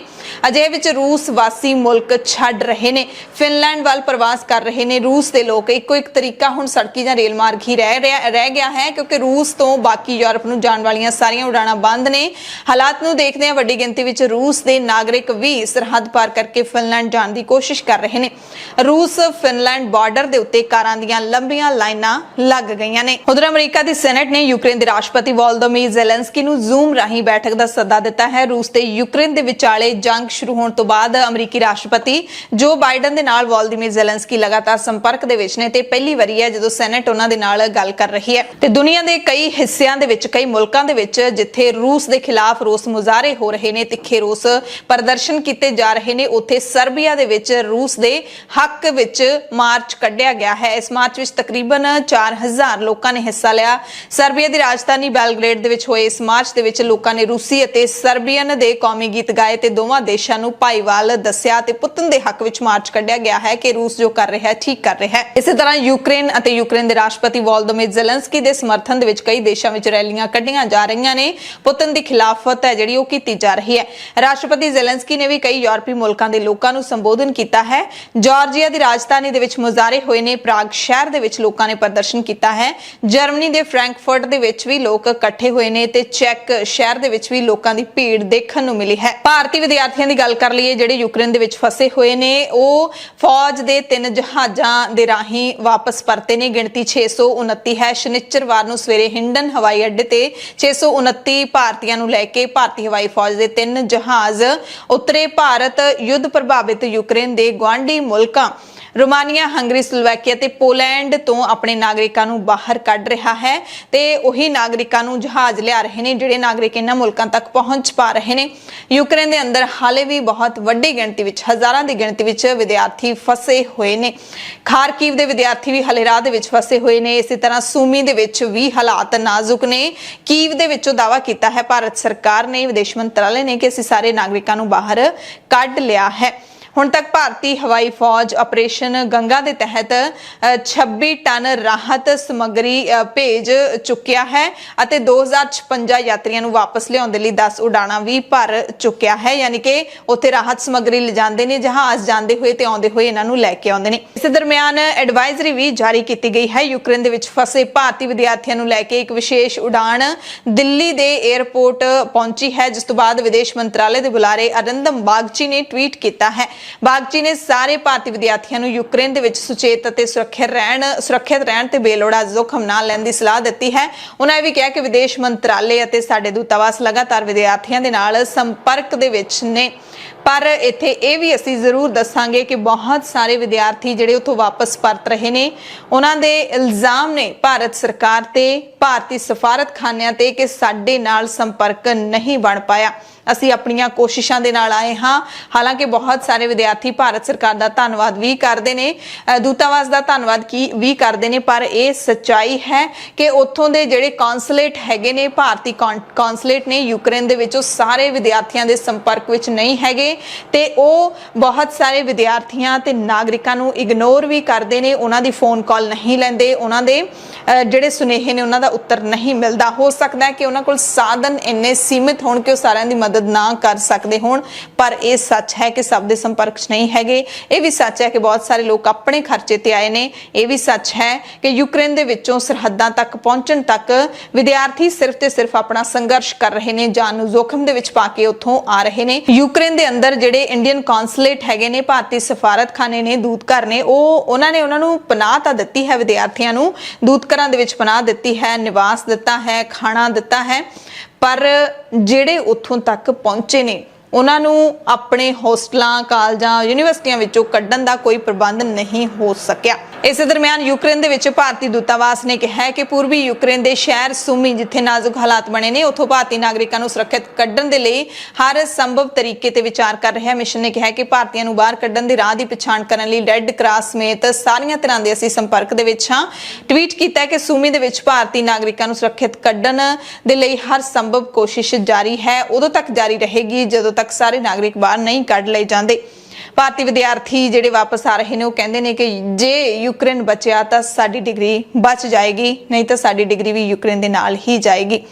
ਬਹੁਤ ਸਾਰੇ ਹਜ਼ਾਰਾਂ ਭਾਰਤੀ ਯੂਕਰੇਨ ਦੀਆਂ ਸਰਹੱਦਾਂ ਤੇ ਰੋਮਾਨੀਆ, ਹੰਗਰੀ ਦੇ ਵਿੱਚ ਮੌਜੂਦ ਨੇ, ਜਿਨ੍ਹਾਂ ਨੂੰ ਹਾਲੇ ਤੱਕ ਫਲਾਈਟਾਂ ਨਹੀਂ ਮਿਲ ਸਕੀਆਂ। ਉੱਥੇ ਆਪਣੀ ਦਿਨ ਕੱਟੀ ਕਰ ਰਹੇ ਨੇ, ਭਾਰਤ ਆਉਣ ਦਾ ਇੰਤਜ਼ਾਰ ਕਰ ਰਹੇ ਨੇ। ਕੁਝ ਅਜਿਹੀਆਂ ਤਸਵੀਰਾਂ ਵੀ ਸਾਹਮਣੇ ਆਈਆਂ ਨੇ ਜਿਸ ਦੇ ਵਿੱਚ ਇੱਕ ਭਾਰਤੀ ਵਿਦਿਆਰਥੀ ਕਾਰਤਿਕ ਰੋਮਾਨੀਆ ਯੂਕਰੇਨ ਦੀ ਸਰਹੱਦ ਤੇ ਆਪਣਾ ਜਨਮ ਦਿਨ ਮਨਾ ਰਿਹਾ ਹੈ। ANI ਦੇ ਵੱਲੋਂ ਇਹ ਤਸਵੀਰਾਂ ਸਾਂਝੀਆਂ ਕੀਤੀਆਂ ਨੇ ਜਿਸ ਦੇ ਵਿੱਚ ਹੋਰ ਭਾਰਤੀ ਵਿਦਿਆਰਥੀ ਵੀ ਨਜ਼ਰ ਆ ਰਹੇ ਨੇ ਤੇ ਰੋਮਾਨੀਆ ਦੇ ਅਧਿਕਾਰੀ ਵੀ। ਜਨਮ ਦਿਨ ਦੇ ਕੇਕ ਵੀ ਦੇਖੇ ਜਾ ਸਕਦੇ ਨੇ ਅਤੇ ਪਾਰਟੀ ਵੀ ਕੀਤੀ ਗਈ ਹੈ ਇੱਥੇ ਵਿਦਿਆਰਥੀਆਂ ਦੇ ਵੱਲੋਂ। ਜਿਹੜਾ ਪੀਜ਼ਾ ਹੈ ਉਹ ਖਾਧਾ ਗਿਆ ਹੈ। ਇਸ ਸੰਘਰਸ਼ ਦੇ ਸਮੇਂ ਦੇ ਵਿੱਚ ਵੀ ਇਹੋ ਜਿਹੀਆਂ ਜਦੋਂ ਥੋੜੀਆਂ ਬਹੁਤ ਐਕਟੀਵਿਟੀਜ਼ ਹੁੰਦੀਆਂ ਨੇ ਤਾਂ ਲੋਕਾਂ ਦਾ ਹੌਸਲਾ ਜਿਹੜਾ ਉਹ ਥੋੜਾ ਵੱਧਦਾ ਹੈ, ਨਹੀਂ ਤਾਂ ਨੈਗੇਟਿਵਿਟੀ ਹੁੰਦੀ ਹੈ ਜਾਂ ਢਹਿੰਦੀ ਕਲਾ ਹੁੰਦੀ ਹੈ, ਉਹਦੇ ਵਿੱਚ ਇਨਸਾਨ ਹੋਰ ਵੀ ਪਰੇਸ਼ਾਨ ਹੋ ਜਾਂਦਾ ਹੈ। ਸੋ ਭਾਰਤੀ ਵਿਦਿਆਰਥੀਆਂ ਨੂੰ ਜਿੱਥੇ ਜਾਨ ਬਚਾਉਣ ਦਾ ਖੌਫ ਬਣਿਆ ਹੋਇਆ, ਉੱਥੇ ਹੀ ਆਪਣੀ ਪੜ੍ਹਾਈ ਦੀ ਚਿੰਤਾ ਵੀ ਹੈ ਕਿ ਡਿਗਰੀ ਦਾ ਹੁਣ ਕੀ ਬਣੂਗਾ। ਇਸੇ ਦਰਮਿਆਨ NMC ਨੇ ਵਿਦਿਆਰਥੀਆਂ ਦੇ ਲਈ ਰਾਹਤ ਭਰਿਆ ਐਲਾਨ ਕੀਤਾ ਹੈ। ਨੈਸ਼ਨਲ ਮੈਡੀਕਲ ਕਮਿਸ਼ਨ, ਭਾਰਤ ਦੇ ਨੈਸ਼ਨਲ ਮੈਡੀਕਲ ਕਮਿਸ਼ਨ ਨੇ ਅਧੂਰੀ ਇੰਟਰਨਸ਼ਿਪ ਵਾਲੇ ਵਿਦੇਸ਼ੀ ਮੈਡੀਕਲ ਗ੍ਰੈਜੂਏਟਾਂ ਨੂੰ ਭਾਰਤ ਵਿੱਚ ਇੰਟਰਨਸ਼ਿਪ ਪੂਰੀ ਕਰਨ ਦੀ ਆਗਿਆ ਦੇ ਦਿੱਤੀ ਹੈ, ਪਰ ਨਾਲ ਹੀ ਇਹ ਵੀ ਕਿਹਾ ਕਿ ਉਹਨਾਂ ਨੂੰ FMGE ਦਾ ਪੇਪਰ ਕਲੀਅਰ ਕਰਨਾ ਜ਼ਰੂਰੀ ਹੋਵੇਗਾ। ਇੱਕ ਸਰਕੂਲਰ ਜਾਰੀ ਕੀਤਾ ਗਿਆ ਹੈ। ਨੈਸ਼ਨਲ ਮੈਡੀਕਲ ਕਮਿਸ਼ਨ ਨੇ ਕਿਹਾ ਕਿ ਭਾਰਤ ਵਿੱਚ ਇੰਟਰਨਸ਼ਿਪ ਨੂੰ ਪੂਰਾ ਕਰਨ ਦੀ ਅਰਜ਼ੀ ਦੇਣ ਤੋਂ ਪਹਿਲਾਂ ਵਿਦੇਸ਼ੀ ਮੈਡੀਕਲ ਗ੍ਰੈਜੂਏਟ ਪ੍ਰੀਖਿਆ ਪਾਸ ਕੀਤੀ ਹੋਵੇ। ਇਹ ਕਦਮ ਯੂਕਰੇਨ ਦੇ ਵੱਖ-ਵੱਖ ਕਾਲਜਾਂ ਦੇ ਵਿੱਚ ਦਾਖਲ ਭਾਰਤ ਦੇ ਸੈਂਕੜੇ ਵਿਦਿਆਰਥੀਆਂ ਦੇ ਲਈ ਮਦਦਗਾਰ ਹੋ ਸਕਦਾ ਹੈ, ਜਿਨ੍ਹਾਂ ਨੂੰ ਯੂਕਰੇਨ ਦੇ ਵਿੱਚ ਆਪਣੇ ਕੋਰਸ ਛੱਡ ਕੇ ਘਰ ਪਰਤਣਾ ਪਿਆ ਹੈ। ਨੈਸ਼ਨਲ ਮੈਡੀਕਲ ਕਮਿਸ਼ਨ ਨੇ ਇਹ ਵੀ ਕਿਹਾ ਹੈ ਕਿ ਸੂਬੇ ਦੀ ਮੈਡੀਕਲ ਕੌਂਸਲ ਇਹ ਯਕੀਨੀ ਬਣਾਏ ਕਿ ਮੈਡੀਕਲ ਕਾਲਜ ਵਿਦੇਸ਼ੀ ਮੈਡੀਕਲ ਗ੍ਰੈਜੂਏਟਾਂ ਤੋਂ ਆਪਣੀ ਇੰਟਰਨਸ਼ਿਪ ਕਰਨ ਦੀ ਇਜਾਜ਼ਤ ਦੇਣ ਦੇ ਲਈ ਕੋਈ ਫੀਸ ਨਹੀਂ ਲੈਣਗੇ। ਸੋ ਇਸ ਫੈਸਲੇ ਦੇ ਉੱਤੇ ਹੋਰ ਵਿਚਾਰ ਕਰਨ ਦੇ ਲਈ ਨੈਸ਼ਨਲ ਮੈਡੀਕਲ ਕਮਿਸ਼ਨ, ਸਿਹਤ ਮੰਤਰਾਲਾ, ਵਿਦੇਸ਼ ਮੰਤਰਾਲਾ ਤੇ ਨੀਤੀ ਆਯੋਗ ਦੇ ਅਧਿਕਾਰੀ ਛੇਤੀ ਹੀ ਇੱਕ ਬੈਠਕ ਕਰਨ ਜਾ ਰਹੇ ਨੇ। ਉਧਰ ਵਿਸ਼ਵ ਪ੍ਰਸਿੱਧ ਫੈਸ਼ਨ ਬ੍ਰਾਂਡ ਜ਼ਾਰਾ ਦੇ ਮਾਲਕ ਇੰਡੀਟੇਕਸ ਨੇ ਐਲਾਨ ਕਰ ਦਿੱਤਾ ਹੈ ਕਿ ਜ਼ਾਰਾ ਐਤਵਾਰ ਤੋਂ ਰੂਸ ਵਿੱਚ ਆਪਣੇ ਸਾਰੇ 502 ਕੱਪੜਿਆਂ ਦੇ ਸਟੋਰ ਬੰਦ ਕਰ ਦੇਵੇਗੀ। ਇਸ ਤੋਂ ਇਲਾਵਾ ਗਲੋਬਲ ਫੈਸ਼ਨ ਬਿਜ਼ਨਸ ਨੇ ਵੀ ਆਪਣੇ ਬ੍ਰਾਂਡਾਂ Pull and Bear, Massimo Dutti, Bershka, Stradivarius, Oysho, Zara Home ਅਤੇ ਯੂਟਰਕੀ ਦੇ ਸਾਰੇ ਸਟੋਰਾਂ ਨੂੰ ਰੂਸ ਦੇ ਵਿੱਚ ਬੰਦ ਕਰਨ ਦਾ ਫੈਸਲਾ ਲਿਆ ਹੈ। ਅਮਰੀਕੀ ਰਾਸ਼ਟਰਪਤੀ ਜੋ ਬਾਈਡਨ ਨੇ ਕਿਹਾ ਕਿ ਰੂਸ ਦਾ ਹਮਲਾ ਸਿਰਫ ਯੂਕਰੇਨ ਤੇ ਹਮਲਾ ਨਹੀਂ ਹੈ, ਸਗੋਂ ਯੂਰਪ ਅਤੇ ਵਿਸ਼ਵ ਸ਼ਾਂਤੀ ਤੇ ਹਮਲਾ ਹੈ। ਰੂਸ ਦੇ ਰਾਸ਼ਟਰਪਤੀ ਵਲਾਦੀਮੀਰ ਪੁਤਿਨ ਨੇ ਯੂਕਰੇਨ ਦੇ ਵਿੱਚ ਜੰਗ ਬਾਰੇ ਉਹਨਾਂ ਦੇ ਹੁਕਮਾਂ ਦੀ ਪਾਲਣਾ ਕਰਨ ਦੇ ਵਿੱਚ ਅਸਫਲ ਰਹਿਣ ਵਾਲੇ ਮੀਡੀਆ ਅਤੇ ਲੋਕਾਂ ਦੇ ਖਿਲਾਫ ਕਾਰਵਾਈ ਤੇਜ਼ ਕਰ ਦਿੱਤੀ ਹੈ। ਫੇਸਬੁੱਕ ਅਤੇ ਟਵਿੱਟਰ ਨੂੰ ਬਲੌਕ ਕਰ ਦਿੱਤਾ ਹੈ। ਇੱਕ ਬਿੱਲ ਤੇ ਦਸਤਖਤ ਕੀਤੇ ਨੇ ਜੋ ਜਾਣਬੁੱਝ ਕੇ ਝੂਠੀਆਂ ਖਬਰਾਂ ਫੈਲਾਉਣ ਨੂੰ ਅਪਰਾਧ ਬਣਾਉਂਦਾ ਹੈ। ਇਸ ਤੋਂ ਪਹਿਲਾਂ ਕਈ ਨਾਮੀ ਰੇਡੀਓ ਤੇ ਟੀਵੀ ਚੈਨਲ ਵੀ ਬੰਦ ਕੀਤੇ ਜਾ ਚੁੱਕੇ ਨੇ। ਬੁਲੇਟਿਨ ਦੇ ਵਿੱਚ ਯੂਕਰੇਨ ਰੂਸ ਜੰਗ ਤੋਂ ਬਾਅਦ ਹੁਣ ਪੰਜਾਬ, ਭਾਰਤ ਅਤੇ ਦੁਨੀਆ ਭਰ ਦੀਆਂ ਕੁਝ ਖਾਸ ਤੇ ਵੱਡੀਆਂ ਖਬਰਾਂ ਤੁਹਾਨੂੰ ਦੱਸ ਦਿੰਨੇ ਆ। ਕੇਂਦਰ ਸਰਕਾਰ ਨੇ ਪੰਜਾਬ ਦੇ ਉੱਤੇ ਇੱਕ ਹੋਰ ਲੁਕਮਾ ਵਾਰ ਕਰ ਦਿੱਤਾ ਹੈ। ਪੰਜਾਬ ਕੇਡਰ ਦੇ 125 ਡਾਕਟਰਾਂ ਨੂੰ ਪਿਤਰੀ ਸੂਬੇ ਵਾਪਸ ਭੇਜਣ ਤੋਂ ਬਾਅਦ ਚੰਡੀਗੜ੍ਹ ਵਿੱਚ ਪੰਜਾਬ ਦੇ ਹਿੱਸੇ ਤੇ ਰਾਖਵੇਂ ਅਹੁਦੇ ਦੇ ਉੱਤੇ ਯੂਟੀ ਕੇਡਰ ਦਾ ਅਧਿਕਾਰੀ ਬਿਠਾਉਣ ਦਾ ਫੈਸਲਾ ਵੀ ਲੈ ਲਿਆ। ਚੰਡੀਗੜ੍ਹ ਪ੍ਰਸ਼ਾਸਨ ਦੇ ਵੱਲੋਂ ਅਧਿਕਾਰੀਆਂ ਦੇ ਕੀਤੇ ਤਬਾਦਲੇ ਦੇ ਵਿੱਚ ਪੂਰਵਾ ਗਰਗ IAS ਨੂੰ Chandigarh industrial and tourism development corporation limited ਯਾਨੀ ਕਿ ਸਿਟਕੋ ਦੇ MD ਦੇ ਅਹੁਦੇ ਤੇ ਤਾਇਨਾਤ ਕਰ ਦਿੱਤਾ ਗਿਆ। ਪੰਜਾਬ ਪੁਨਰਗਠਨ ਐਕਟ 1966 ਦੇ ਤਹਿਤ ਸਿਟਕੋ ਦੇ ਪ੍ਰਬੰਧਕੀ ਨਿਰਦੇਸ਼ਕ ਦਾ ਅਹੁਦਾ ਪੰਜਾਬ ਹਿੱਸੇ ਲਈ ਰਾਖਵਾਂ ਕੀਤਾ ਗਿਆ। ਸਿਟਕੋ ਦੇ MD Jaswinder Kaur Sidhu IAS relieve ਕਰ ਦਿੱਤੇ ਗਏ ਨੇ। ਪੂਰਵਾ ਗਰਗ 2015 ਬੈਚ ਦੇ IAS ਆਫੀਸਰ ਨੇ। ਅਰੁਣਾਚਲ ਪ੍ਰਦੇਸ਼, ਗੋਆ, ਮਿਜ਼ੋਰਮ ਅਤੇ ਯੂਟੀ ਕੇਡਰ ਦੇ ਵਿੱਚੋਂ ਨੇ।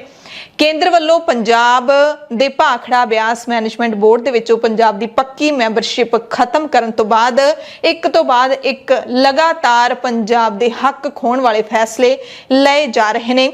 ਇੱਕ ਤਰੀਕੇ ਨਾਲ ਮਤਰੇਈ ਮਾਂ ਵਾਲਾ ਸਲੂਕ ਹੈ ਜਿਹੜਾ ਉਹ ਕੀਤਾ ਜਾ ਰਿਹਾ ਹੈ ਤੇ ਸਿਟਕੋ ਦੇ MD ਦੇ ਅਹੁਦੇ ਤੇ ਹਮੇਸ਼ਾ ਅੱਜ ਤੱਕ ਪੰਜਾਬ ਦਾ ਅਧਿਕਾਰੀ ਹੀ ਤਾਇਨਾਤ ਹੁੰਦਾ ਸੀ ਤੇ ਪਹਿਲੀ ਵਾਰੀ ਹੈ ਜਦੋਂ ਯੂਟੀ ਕੇਡਰ ਦੇ ਅਧਿਕਾਰੀ ਨੂੰ ਸਿਟਕੋ ਦਾ MD ਬਣਾ ਦਿੱਤਾ ਗਿਆ ਹੈ। ਪੰਜਾਬ ਪੁਨਰਗਠਨ ਐਕਟ 1966 ਵੇਲੇ ਚੰਡੀਗੜ੍ਹ ਦੇ ਵਿੱਚ ਤੈਨਾਤੀਆਂ ਪੰਜਾਬ ਅਤੇ ਹਰਿਆਣਾ ਦਰਮਿਆਨ 60-40 ਦੇ ਅਨੁਪਾਤ ਨਾਲ ਕਰਨ ਦੀ ਰਜ਼ਾਮੰਦੀ ਬਣੀ ਸੀ। ਹਾਲਾਂਕਿ ਉਹ ਰਜ਼ਾਮੰਦੀ ਵੀ ਕਿਤੇ ਨਾ ਕਿਤੇ ਫੇਲ ਸਾਬਿਤ ਹੋਈ ਹੈ। ਜ਼ਿਆਦਾ ਨਿਯੁਕਤੀਆਂ ਨੇ ਜਿਹੜੀਆਂ ਉਹ ਹਰਿਆਣਾ ਨੂੰ ਮਿਲੀਆਂ ਨੇ, ਪਰ ਹੁਣ ਪੰਜਾਬ ਤੇ ਹਰਿਆਣਾ ਦੋਵਾਂ ਨੂੰ ਹੀ ਝਟਕੇ ਮਿਲ ਰਹੇ ਨੇ ਤੇ ਕੇਂਦਰ ਸਰਕਾਰ ਦੀਆਂ ਇਹਨਾਂ ਨੀਤੀਆਂ ਦੇ ਖਿਲਾਫ ਪੰਜਾਬ ਦੇ ਕਿਸਾਨਾਂ ਦਾ ਖੂਨ ਖੌਲਣ ਲੱਗਿਆ। ਕਿਸਾਨਾਂ ਨੇ ਪ੍ਰਧਾਨ ਮੰਤਰੀ ਨਰਿੰਦਰ ਮੋਦੀ ਦੇ ਖਿਲਾਫ ਵੱਖਰੀ ਜੰਗ ਛੇੜ ਦਿੱਤੀ ਹੈ। ਪੰਜਾਬ ਦੇ ਸੈਂਕੜੇ ਪਿੰਡਾਂ ਵਿੱਚ BJP ਸਰਕਾਰ ਦੇ ਖਿਲਾਫ ਅਰਥੀ ਫੂਕ ਮੁਜ਼ਾਹਰੇ ਲਗਾਤਾਰ ਕੀਤੇ ਜਾ ਰਹੇ ਨੇ। ਸ਼ਨੀਚਰਵਾਰ ਨੂੰ ਵੀ ਅਜਿਹੇ ਦ੍ਰਿਸ਼ ਨੇ ਜਿਹੜੇ ਦੇਖਣ ਨੂੰ ਮਿਲੇ ਨੇ। ਕਿਸਾਨ ਮਜ਼ਦੂਰ ਸੰਘਰਸ਼ ਕਮੇਟੀ ਪੰਜਾਬ ਦੇ ਸੂਬਾ ਜਨਰਲ ਸਕੱਤਰ ਸਰਵਣ ਸਿੰਘ ਪੰਧੇਰ ਦੀ ਅਗਵਾਈ ਵਿੱਚ ਮਜੀਠਾ ਜ਼ੋਨ ਦੇ ਪਿੰਡ ਹਮਜ਼ਾ ਦੇ ਵਿੱਚ ਮੋਦੀ ਸਰਕਾਰ ਦਾ ਅਰਥੀ ਫੂਕ ਮੁਜ਼ਾਹਰਾ ਕੀਤਾ ਗਿਆ। ਕਿਸਾਨਾਂ ਦੇ ਅੰਦਰ ਰੋਸ ਹੈ ਕਿ BBMP ਦੇ ਵਿੱਚੋਂ ਪੰਜਾਬ ਦੀ ਪੱਕੀ ਮੈਂਬਰੀ ਕਿਉਂ ਖਤਮ ਕੀਤੀ ਗਈ ਹੈ। ਚੰਡੀਗੜ੍ਹ 'ਚੋਂ ਪੰਜਾਬ ਦੇ ਹਿੱਸੇ ਨੂੰ ਖੋਰਾ ਲਾਉਣ ਅਤੇ ਲਖੀਮਪੁਰ ਖੀਰੀ ਘਟਨਾ ਦੇ ਦੋਸ਼ੀ ਅਜੇ ਮਿਸ਼ਰਾ ਨੂੰ ਮੰਤਰੀ ਮੰਡਲ ਦੇ ਵਿੱਚੋਂ ਹਾਲੇ ਤੱਕ ਨਾ ਹਟਾਉਣ ਦੇ ਖਿਲਾਫ ਕਿਸਾਨਾਂ ਵਿੱਚ ਰੋਸ ਭਖ ਗਿਆ। ਸਰਵਣ ਸਿੰਘ ਪੰਧੇਰ ਨੇ ਮੋਦੀ ਸਰਕਾਰ ਨੂੰ ਸਖਤ ਸ਼ਬਦਾਂ ਵਿੱਚ ਚੇਤਾਵਨੀ ਦਿੰਦਿਆਂ ਕਿਹਾ ਕਿ ਕੇਂਦਰ ਸਰਕਾਰ BBMP ਵਿੱਚ ਪੰਜਾਬ ਤੇ ਹਰਿਆਣੇ ਦੀ ਹਿੱਸੇਦਾਰੀ ਮੁੜ ਬਹਾਲ ਕਰੇ। ਜੇ ਨਾ ਕੀਤੀ ਗਈ ਤਾਂ ਇਸ ਦਾ ਖਮਿਆਜ਼ਾ ਭੁਗਤਣ ਨੂੰ ਤਿਆਰ ਰਹੇ। ਉਹਨਾਂ ਨੇ ਕਿਹਾ ਕਿ ਅਸੀਂ ਆਪਣੇ ਹੱਕਾਂ ਨੂੰ ਕਾਰਪੋਰੇਟਾਂ ਦੇ ਹਵਾਲੇ ਨਹੀਂ ਕਰਨ ਦੇਵਾਂਗੇ। ਸੂਬਿਆਂ ਦੇ ਅਧਿਕਾਰਾਂ ਤੇ ਡਾਕਾ ਮਾਰਿਆ ਗਿਆ। ਪੂਰੇ ਪੰਜਾਬ ਦੇ ਇਸੇ ਤਰੀਕੇ ਨਾਲ ਅਰਥੀ ਫੂਕ ਮੁਜ਼ਾਹਰੇ ਕੀਤੇ ਜਾ ਰਹੇ। ਇਹਦੇ ਨਾਲ MSP ਗਰੰਟੀ ਕਾਨੂੰਨ ਉਹ ਬਣਾਇਆ ਜਾਵੇ। ਸਾਰੇ ਕੇਸ ਕਿਸਾਨਾਂ ਤੋਂ ਵਾਪਸ ਲਏ ਜਾਣ। ਸ਼ਹੀਦਾਂ ਨੂੰ ਮੁਆਵਜ਼ਾ ਦਿੱਤਾ ਜਾਵੇ। ਲਖੀਮਪੁਰ ਖੀਰੀ ਦੇ ਦੋਸ਼ੀਆਂ ਨੂੰ ਸਜ਼ਾਵਾਂ ਦਿੱਤੀਆਂ ਜਾਣ। ਇਹਦੇ ਨਾਲ 12ਵੀਂ ਦੀ ਜਮਾਤ ਦੇ ਵਿੱਚ ਜਿਹੜਾ ਵੀ ਗੁਰੂ ਸਾਹਿਬਾਨ ਦੇ ਵਿਰੁੱਧ ਦੁਰਪ੍ਰਚਾਰ ਕੀਤਾ ਉਹ ਕਿਤਾਬ ਹਟਾਈ ਜਾਵੇ। ਦੋਸ਼ੀਆਂ ਖਿਲਾਫ ਕਾਰਵਾਈ ਕੀਤੀ ਜਾਵੇ। SGPC ਦਾ ਵੀ ਵਿੱਚ ਨਾ ਆ ਰਿਹਾ। ਉਹਨਾਂ ਨੂੰ ਵੀ ਜਿਹੜੇ ਬੰਦੇ ਗਲਤ ਕਿਤਾਬ ਹੈ ਉਹਨੂੰ ਤੁਰੰਤ ਹਟਾਇਆ ਜਾਵੇ। ਆਉਣ ਵਾਲੇ ਸਮੇਂ ਵਿੱਚ ਅੰਦੋਲਨ ਹੋਰ ਤੇਜ਼ ਕਰਾਂਗੇ, ਤਿੱਖਾ ਕਰਾਂਗੇ ਔਰ ਬਿਲਕੁਲ ਮੋਦੀ ਸਰਕਾਰ ਨੂੰ ਪੰਜਾਬ ਦੇ ਹੱਕਾਂ ਤੇ ਡਾਕਾ ਨਹੀਂ ਮਾਰਨ ਦਿਆਂਗੇ। ਤੇ ਬੀਬੀਐਮਬੀ ਦੇ ਵਿੱਚੋਂ ਪੰਜਾਬ ਦੀ ਨੁਮਾਇੰਦਗੀ ਖਤਮ ਕਰਨ ਦੇ ਵਿਰੋਧ ਵਿੱਚ ਪੰਜਾਬ ਯੂਨੀਵਰਸਿਟੀ ਚੰਡੀਗੜ੍ਹ ਦੀਆਂ ਵੱਖ-ਵੱਖ ਵਿਦਿਆਰਥੀ ਜਥੇਬੰਦੀਆਂ ਦੇ ਵਿਦਿਆਰਥੀਆਂ ਨੇ ਵੀ ਰੋਸ ਮੁਜ਼ਾਹਰਾ ਕੀਤਾ। ਯੂਨੀਵਰਸਿਟੀ ਦੇ ਵਿਦਿਆਰਥੀ ਵੀ ਹੁਣ ਕੇਂਦਰ ਸਰਕਾਰ ਦੀਆਂ ਮਾਰੂ ਨੀਤੀਆਂ ਦੇ ਖਿਲਾਫ ਨਿੱਤਰੇ ਨੇ। ਪੀਐਸਯੂ ਲਲਕਾਰ ਜਥੇਬੰਦੀ ਦੇ ਸੱਦੇ ਤੇ ਕੈਂਪਸ ਦੇ ਵਿੱਚ ਇੱਕ ਰੋਸ ਰੈਲੀ ਕੱਢੀ ਗਈ। ਵਿਦਿਆਰਥੀਆਂ ਨੇ ਕਿਹਾ ਹੈ ਕਿ ਪੰਜਾਬ ਪਹਿਲਾਂ ਤੋਂ ਹੀ ਭਾਰਤ ਦੇ ਹਾਕਮਾਂ ਦੀ ਕੇਂਦਰਵਾਦੀ ਧੁੱਸ ਦਾ ਸ਼ਿਕਾਰ ਹੁੰਦਾ ਆਇਆ ਹੈ। ਪੰਜਾਬ ਤੋਂ ਉਹਦੇ ਪਾਣੀਆਂ ਦਾ ਹੱਕ ਖੋਣਾ, ਰਾਜਧਾਨੀ ਚੰਡੀਗੜ੍ਹ ਨੂੰ ਖੋਣਾ, ਪੰਜਾਬੀ ਬੋਲਦੇ ਇਲਾਕਿਆਂ ਨੂੰ ਪੰਜਾਬ ਨਾਲੋਂ ਤੋੜ ਕੇ ਪੰਜਾਬੀ ਭਾਸ਼ਾ ਨੂੰ ਆਪਣੇ ਹੀ ਖਿੱਤੇ ਵਿੱਚ ਬੇਗਾਨੀ ਬਣਾ ਕੇ ਉਸ ਦੇ ਉੱਤੇ ਹਿੰਦੀ ਅੰਗਰੇਜ਼ੀ ਥੋਪ ਦੇਣਾ ਤੇ ਪੰਜਾਬ ਦੇ ਹੱਕਾਂ ਨੂੰ ਲਗਾਤਾਰ ਖੋਹਦੇ ਰਹਿਣਾ, ਇਹੀ ਕੇਂਦਰ ਸਰਕਾਰ ਦਾ ਕੰਮ ਹੈ। ਦਰਿਆਈ ਪਾਣੀਆਂ ਦੇ ਮਸਲੇ ਨੂੰ ਹੱਲ ਕਰਨ ਲਈ ਦੁਨੀਆ ਭਰ ਵਿੱਚ ਜਮਹੂਰੀ ਰਿਪੇਰੀਅਨ ਕਾਨੂੰਨ ਦੇ ਮੁਤਾਬਿਕ ਪੰਜਾਬ ਦੇ ਪਾਣੀਆਂ ਤੇ ਪੰਜਾਬ ਦਾ ਹੀ ਹੱਕ ਬਣਦਾ ਹੈ। ਇਸ ਲਈ ਦਰਿਆਵਾਂ, ਡੈਮਾਂ ਦੇ ਪ੍ਰਬੰਧਨ ਤੇ ਵੀ ਪੰਜਾਬ ਦਾ ਹੱਕ ਹੋਣਾ ਚਾਹੀਦਾ ਹੈ ਤੇ ਇਸ ਵਿਦਿਆਰਥੀਆਂ ਦੇ ਮੋਰਚੇ ਨੇ ਮੰਗ ਕੀਤੀ ਹੈ ਕਿ ਪੰਜਾਬ ਦੇ ਹੱਕ ਵਾਪਸ ਕੀਤੇ ਜਾਣ। ਤੇ ਬੀਬੀਐਮਬੀ ਦੇ ਵਿੱਚੋਂ ਪੰਜਾਬ ਦੀ ਹਿੱਸੇਦਾਰੀ ਖਤਮ ਕਰਨ ਦੇ ਵਿਰੋਧ ਵਿੱਚ ਭਾਰਤੀ ਕਿਸਾਨ ਯੂਨੀਅਨ ਏਕਤਾ ਉਗਰਾਹਾਂ ਦੇ ਸੱਦੇ ਤੇ ਪੂਰੇ ਸੂਬੇ ਦੇ ਵਿੱਚ ਵੱਖ-ਵੱਖ ਥਾਵਾਂ ਤੇ ਰੋਸ ਮੁਜ਼ਾਹਰੇ ਕੀਤੇ ਗਏ। ਡੀਸੀ ਦਫ਼ਤਰ ਮਾਨਸਾ ਦੇ ਮੂਹਰੇ ਕਿਸਾਨਾਂ ਨੇ ਧਰਨਾ ਲਾ ਕੇ ਰੋਸ ਪ੍ਰਦਰਸ਼ਨ ਕੀਤਾ ਤੇ ਡੀਸੀ ਮਾਨਸਾ ਨੂੰ ਰਾਸ਼ਟਰਪਤੀ ਦੇ ਨਾਮ ਮੰਗ ਪੱਤਰ ਭੇਜਿਆ। ਇਸ ਰੋਸ ਧਰਨੇ ਦੇ ਵਿੱਚ ਵੱਡੀ ਗਿਣਤੀ ਵਿੱਚ ਨੌਜਵਾਨਾਂ ਤੇ ਬਜ਼ੁਰਗਾਂ ਨੇ ਹਿੱਸਾ ਲਿਆ। ਬੀਬੀਆਂ ਨੇ ਵੀ ਪੂਰੇ ਉਤਸ਼ਾਹ ਨਾਲ ਸਾਥ ਦਿੱਤਾ। ਕੇਂਦਰ ਦੀ ਸਰਕਾਰ ਹੈ ਜਿਹੜੀ ਇਹ ਨਵਾਂ ਕਾਨੂੰਨ ਲੈ ਕੇ ਆਈ ਹੈ, ਜਿਹੜਾ ਭਾਖੜਾ ਡੈਮ ਦੇ ਵਿੱਚ ਸਾਡਾ 40-60 ਦਾ ਹਿੱਸਾ ਸੀ, 60 ਪੰਜਾਬ ਦਾ ਸੀ ਤੇ 40 ਹਰਿਆਣੇ ਦਾ ਸੀ। ਉਹ ਕੇਂਦਰ ਸਰਕਾਰ ਨੇ ਹੱਕ ਉੱਥੋਂ ਚੱਕਤਾ, ਕਿਉਂਕਿ ਜਿਹੜਾ ਇਹ ਪਾਣੀ ਹੈ ਇਹ ਪ੍ਰਾਈਵੇਟ ਕੰਪਨੀਆਂ ਨੂੰ ਵੇਚਣਾ। ਜਿਵੇਂ ਪਹਿਲਾਂ ਸੜਕਾਂ ਤੇ ਕਬਜ਼ੇ ਕਰਾ ਰੱਖੇ ਨੇ, ਪਾਣੀ ਬਾਹਰਲੀਆਂ ਕੰਪਨੀਆਂ ਦੇ ਲੈਣ ਨਾਲ ਸਾਡਾ ਪੰਜਾਬ ਦਾ ਬਹੁਤ ਵੱਡਾ ਨੁਕਸਾਨ ਹੋ ਰਿਹਾ ਹੈ, ਕਿਉਂਕਿ ਜਿਹੜੀ ਉੱਥੇ ਬਿਜਲੀ ਹੈ ਪੈਦਾਵਾਰ ਹੁੰਦੀ ਹੈ, ਜਦੋਂ ਉਹ ਕੰਪਨੀ ਦੇ ਹੱਥ ਦੇ ਵਿੱਚ ਆ ਗਈ ਉਹਨੇ ਆਪਦੀ ਮਨਮਰਜ਼ੀ ਦੇ ਰੇਟ ਲਾਉਣੇ ਨੇ। ਪਰ ਸਾਨੂੰ ਲੰਮੇ ਸਮੇਂ ਤੋਂ ਪਤਾ ਹੈ ਵੀ ਜਿਹੜੀਆਂ ਸਰਕਾਰਾਂ ਹੈ ਇਹ ਕਿਸੇ ਦੇ ਹਿੱਤਾਂ 'ਚ ਨਹੀਂ ਹੁੰਦੀਆਂ। ਇਹਨਾਂ ਨੇ ਜਿਹੜੇ ਕੋਈ ਵੀ ਅਦਾਰਾ ਜਿਵੇਂ ਸਕੂਲ ਹੈ, ਹਸਪਤਾਲ ਹੈ, ਹਵਾਈ ਅੱਡੇ ਨੇ, ਰੇਲਵੇ ਸਟੇਸ਼ਨ ਨੇ, ਸਾਰੇ ਇਹਨਾਂ ਨੇ ਪ੍ਰਾਈਵੇਟ ਕੰਪਨੀਆਂ ਨੂੰ ਦੇਣੇ ਨੇ। ਪ੍ਰਾਈਵੇਟ ਕੰਪਨੀਆਂ ਦੇ ਜਦੋਂ ਇਹ ਚੀਜ਼ ਕੋਈ ਵੀ ਹੱਥ 'ਚ ਆਉਂਦੀ ਉਹਨਾਂ ਨੇ ਆਪਣੀ ਮਨਮਰਜ਼ੀ ਦੇ ਨਾਲ ਰੇਟ ਲਾਉਣੇ ਨੇ। ਇਸ ਕਰਕੇ ਪੰਜਾਬ ਦਾ ਜ਼ਿਆਦਾ ਨੁਕਸਾਨ ਹੋਇਆ। ਚੋਣਾਂ ਦੀ ਗੱਲ ਕਰ ਲਈਏ ਤਾਂ ਪੰਜਾਬ ਵਿਧਾਨ ਸਭਾ ਚੋਣਾਂ ਦੇ ਨਤੀਜੇ ਆਉਣ 'ਚ ਸਿਰਫ ਕੁਝ ਦਿਨ ਬਚੇ ਨੇ। ਅਗਲੇ ਵੀਰਵਾਰ ਨੂੰ ਨਵੀਂ ਸਰਕਾਰ ਦਾ ਐਲਾਨ ਹੋ ਜਾਵੇਗਾ। ਇਸ ਵੇਲੇ ਸਿਆਸੀ ਮਾਹੌਲ ਇੰਨਾ ਕੁ ਹੁਮਸ ਭਰਿਆ ਹੈ, ਇੰਨੀ ਕੁ ਸਫੋਕੇਸ਼ਨ ਹੈ ਕਿ ਉਮੀਦਵਾਰਾਂ ਦੇ ਦਿਨ ਦਾ ਚੈਨ ਤੇ ਰਾਤਾਂ ਦੀ ਨੀਂਦ ਗੁਆਚੀ ਹੋਈ ਹੈ। ਵੋਟਾਂ ਪੈਣ ਤੋਂ ਬਾਅਦ ਸਾਰੇ ਉਮੀਦਵਾਰ ਤਣਾਅ ਮੁਕਤ ਜ਼ਰੂਰ ਹੋ ਗਏ ਸੀ, ਪਰ ਹੁਣ ਪੁੱਠੀ ਗਿਣਤੀ ਸ਼ੁਰੂ ਹੋਣ ਨਾਲ ਸਾਰੇ ਉਮੀਦਵਾਰਾਂ ਦੇ ਦਿਲਾਂ ਦੀ ਧੜਕਣ ਤੇਜ਼ ਹੋ ਗਈ ਹੈ। 1304 ਉਮੀਦਵਾਰਾਂ ਦੀ ਕਿਸਮਤ ਦਾ ਫੈਸਲਾ 10 ਮਾਰਚ ਨੂੰ ਹੋਣ ਵਾਲਾ ਹੈ ਤੇ ਇਸ ਵਕਤ ਪੰਜਾਬ ਦੇ ਵਿੱਚ ਜਿੰਨੇ ਮੂੰਹ ਓਨੀਆਂ ਗੱਲਾਂ ਨੇ ਜਿਹੜੀਆਂ ਉਹ ਹੋ ਰਹੀਆਂ ਨੇ। ਕੋਈ ਕਹਿ ਰਿਹਾ ਹੈ ਐਤਕੀ ਹੰਗ ਅਸੈਂਬਲੀ ਯਾਨੀ ਕਿ ਲਟਕਵੀਂ ਵਿਧਾਨ ਸਭਾ ਹੋਵੇਗੀ, ਕੋਈ ਕਹਿ ਰਿਹਾ ਹੈ ਕਿ ਬਦਲਾਅ ਤੈਅ ਹੈ ਯਾਨੀ ਕਿ ਆਮ ਆਦਮੀ ਪਾਰਟੀ ਦੀ ਸਰਕਾਰ ਆਵੇਗੀ ਤੇ ਕੋਈ ਕਹਿ ਰਿਹਾ ਹੈ ਕਿ ਸ਼੍ਰੋਮਣੀ ਅਕਾਲੀ ਦਲ ਤੇ ਬੀਜੇਪੀ ਰਲ ਕੇ ਕੋਈ ਨਾ ਕੋਈ ਐਸਾ ਜਿਹੜਾ ਅੰਦਰ ਖਾਤੇ ਕਰ ਰਹੇ ਨੇ, ਕੋਈ ਨਾ ਕੋਈ ਗੰਢ ਤੁਪ ਕੇ ਇਹਨਾਂ ਨੇ ਸਰਕਾਰ ਬਣਾ ਲੈਣੀ ਹੈ। ਇਹਨਾਂ ਦੀ ਸਿਆਸੀ ਗਲਵੱਕੜੀ ਹੈ ਜਿਹੜੀ ਉਹ ਲੋਕਾਂ ਦੇ ਸਾਹਮਣੇ ਟੁੱਟੀ ਹੈ, ਅੰਦਰ ਖਾਤੇ ਇਕੱਠੇ ਨੇ।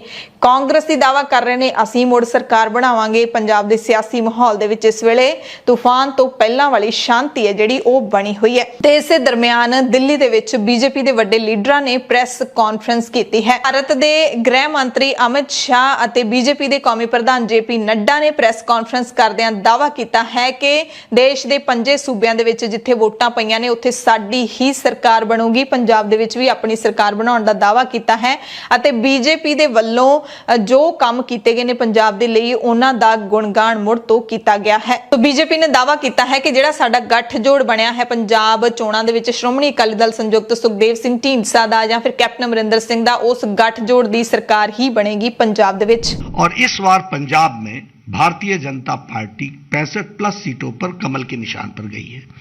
इसलिए अगर हमारी रुकावट थी तो हमारे गठबंधन के कारण हमारा स्कोप कम था और वो भी शहरी इलाके में, वो भी शहरी इलाके में कुछ पंजाब के एक पार्ट में सीमित था। आज हम पंजाब के सभी पार्ट में गए, माजा में भी गए, दुआबा में भी गए, मालवा में भी गए और सब जगह हमको उसका सपोर्ट मिला है। तो इसलिए हम उत्साहित भी हैं और हमें आशावान है कि हमको उसमें सफलता मिलेगी। जहां तक उत्तर प्रदेश का सवाल है, कोई कांटे की टक्कर नहीं है। हमेशा आपने कांटे की टक्कर आपने नहीं, लोगों ने रखी है और हमेशा कहा, कभी कहा कि ये कांग्रेस का गठबंधन है, भाई भाई आ गए, अब पता नहीं भाई दो लड़के आ गए और वो फिर भाई भाई एक दूसरे को दोष देने लगे। फिर उसके बाद भाई जी और बुआ जी आ गई और चुनाव के बाद फिर दोनों एक दूसरे को दोष देने लगे। अब जो आए वो एक सीमित इलाके से सीमित जिलों का गठबंधन है, तो टक्कर का कांटे की टक्कर का तो सवाल ही नहीं उठता। एक तरफा है, लोगों का पूरा रुझान है और हर चुनाव के पहले ऐसा वातावरण बनता है और हर चुनाव के नतीजे के बाद सब लोग कहते हैं कि आपने तो आना ही था। तो हम उसी तरीके का वातावरण इस बार भी हमको देखने को मिलता है। किसी के सहयोग लेने की जरूरत नहीं है। अपना दल निषाद पार्टी के साथ हमारा संपूर्ण गठबंधन है और एनडीए अच्छी मेजॉरिटी के साथ आ रही है। ਕਾਂਗਰਸ ਦੀ ਸੀਨੀਅਰ ਲੀਡਰ ਅਤੇ ਪੰਜਾਬ ਦੀ ਸਾਬਕਾ ਮੁੱਖ ਮੰਤਰੀ ਬੀਬੀ ਰਜਿੰਦਰ ਕੌਰ ਭੱਠਲ ਨੇ ਵੀ ਇੱਕ ਸ਼ੁਰਲੀ ਛੱਡ ਦਿੱਤੀ ਹੈ। ਨਤੀਜਿਆਂ ਤੋਂ ਪਹਿਲਾਂ ਕਿਹਾ ਕਿ ਜੇ ਕਾਂਗਰਸ ਪਾਰਟੀ ਨੂੰ ਵਿਧਾਨ ਸਭਾ ਚੋਣਾਂ ਵਿੱਚ ਬਹੁਮਤ ਨਾ ਮਿਲਿਆ ਤਾਂ ਆਮ ਆਦਮੀ ਪਾਰਟੀ ਨਾਲ ਵੀ ਗੱਠਜੋੜ ਕੀਤਾ ਜਾ ਸਕਦਾ ਹੈ। ਅਜਿਹੇ ਵਿੱਚ ਮੁੱਖ ਮੰਤਰੀ ਕੌਣ ਬਣੇਗਾ, ਇਸ ਦੇ ਜਵਾਬ ਵਿੱਚ ਬੀਬੀ ਭੱਠਲ ਨੇ ਇੱਥੋਂ ਤੱਕ ਕਹਿ ਦਿੱਤਾ ਕਿ ਜਿਹਦੀਆਂ ਸੀਟਾਂ ਵੱਧ ਹੋਣਗੀਆਂ ਮੁੱਖ ਮੰਤਰੀ ਵੀ ਉਹਨਾਂ ਦਾ ਹੀ ਹੋ ਸਕਦਾ ਹੈ। ਇਸ ਤੋਂ ਪਹਿਲਾਂ ਬੀਜੇਪੀ ਦੇ ਇੱਕ ਲੀਡਰ ਨੇ ਵੀ ਗੱਠਜੋੜ ਦਾ ਇਸ਼ਾਰਾ ਦਿੱਤਾ ਸੀ। ਸੂਬੇ ਦੇ ਵਿੱਚ 4 ਵੱਡੀਆਂ ਪਾਰਟੀਆਂ ਨੇ ਚੋਣਾਂ ਲੜੀਆਂ ਨੇ, ਪਰ ਨਤੀਜਿਆਂ ਤੋਂ ਪਹਿਲਾਂ ਗੱਠਜੋੜ ਦੀਆਂ ਚਰਚਾਵਾਂ ਨੇ ਜਿਹੜੀਆਂ ਉਹ ਪੂਰੇ ਜ਼ੋਰ ਸ਼ੋਰ ਤੇ ਨੇ। ਹੁਣ ਇਹ ਨਹੀਂ ਪਤਾ ਕਿ ਗੱਠਜੋੜ ਕਿਹੜੀ ਪਾਰਟੀ ਦਾ ਹੋਵੇਗਾ। ਇਹਦੇ ਲਈ ਤਾਂ ਹੁਣ 10 ਤਰੀਕ ਤੱਕ ਉਡੀਕ ਕਰਨੀ ਹੀ ਪਏਗੀ। ਇਹ ਮੈਂ ਨਹੀਂ ਕਹਿੰਦੀ, ਇਹ ਇੱਕ ਸੋਚ ਹੈ ਲੋਕਾਂ ਵਿੱਚ ਚੱਲ ਰਹੀ।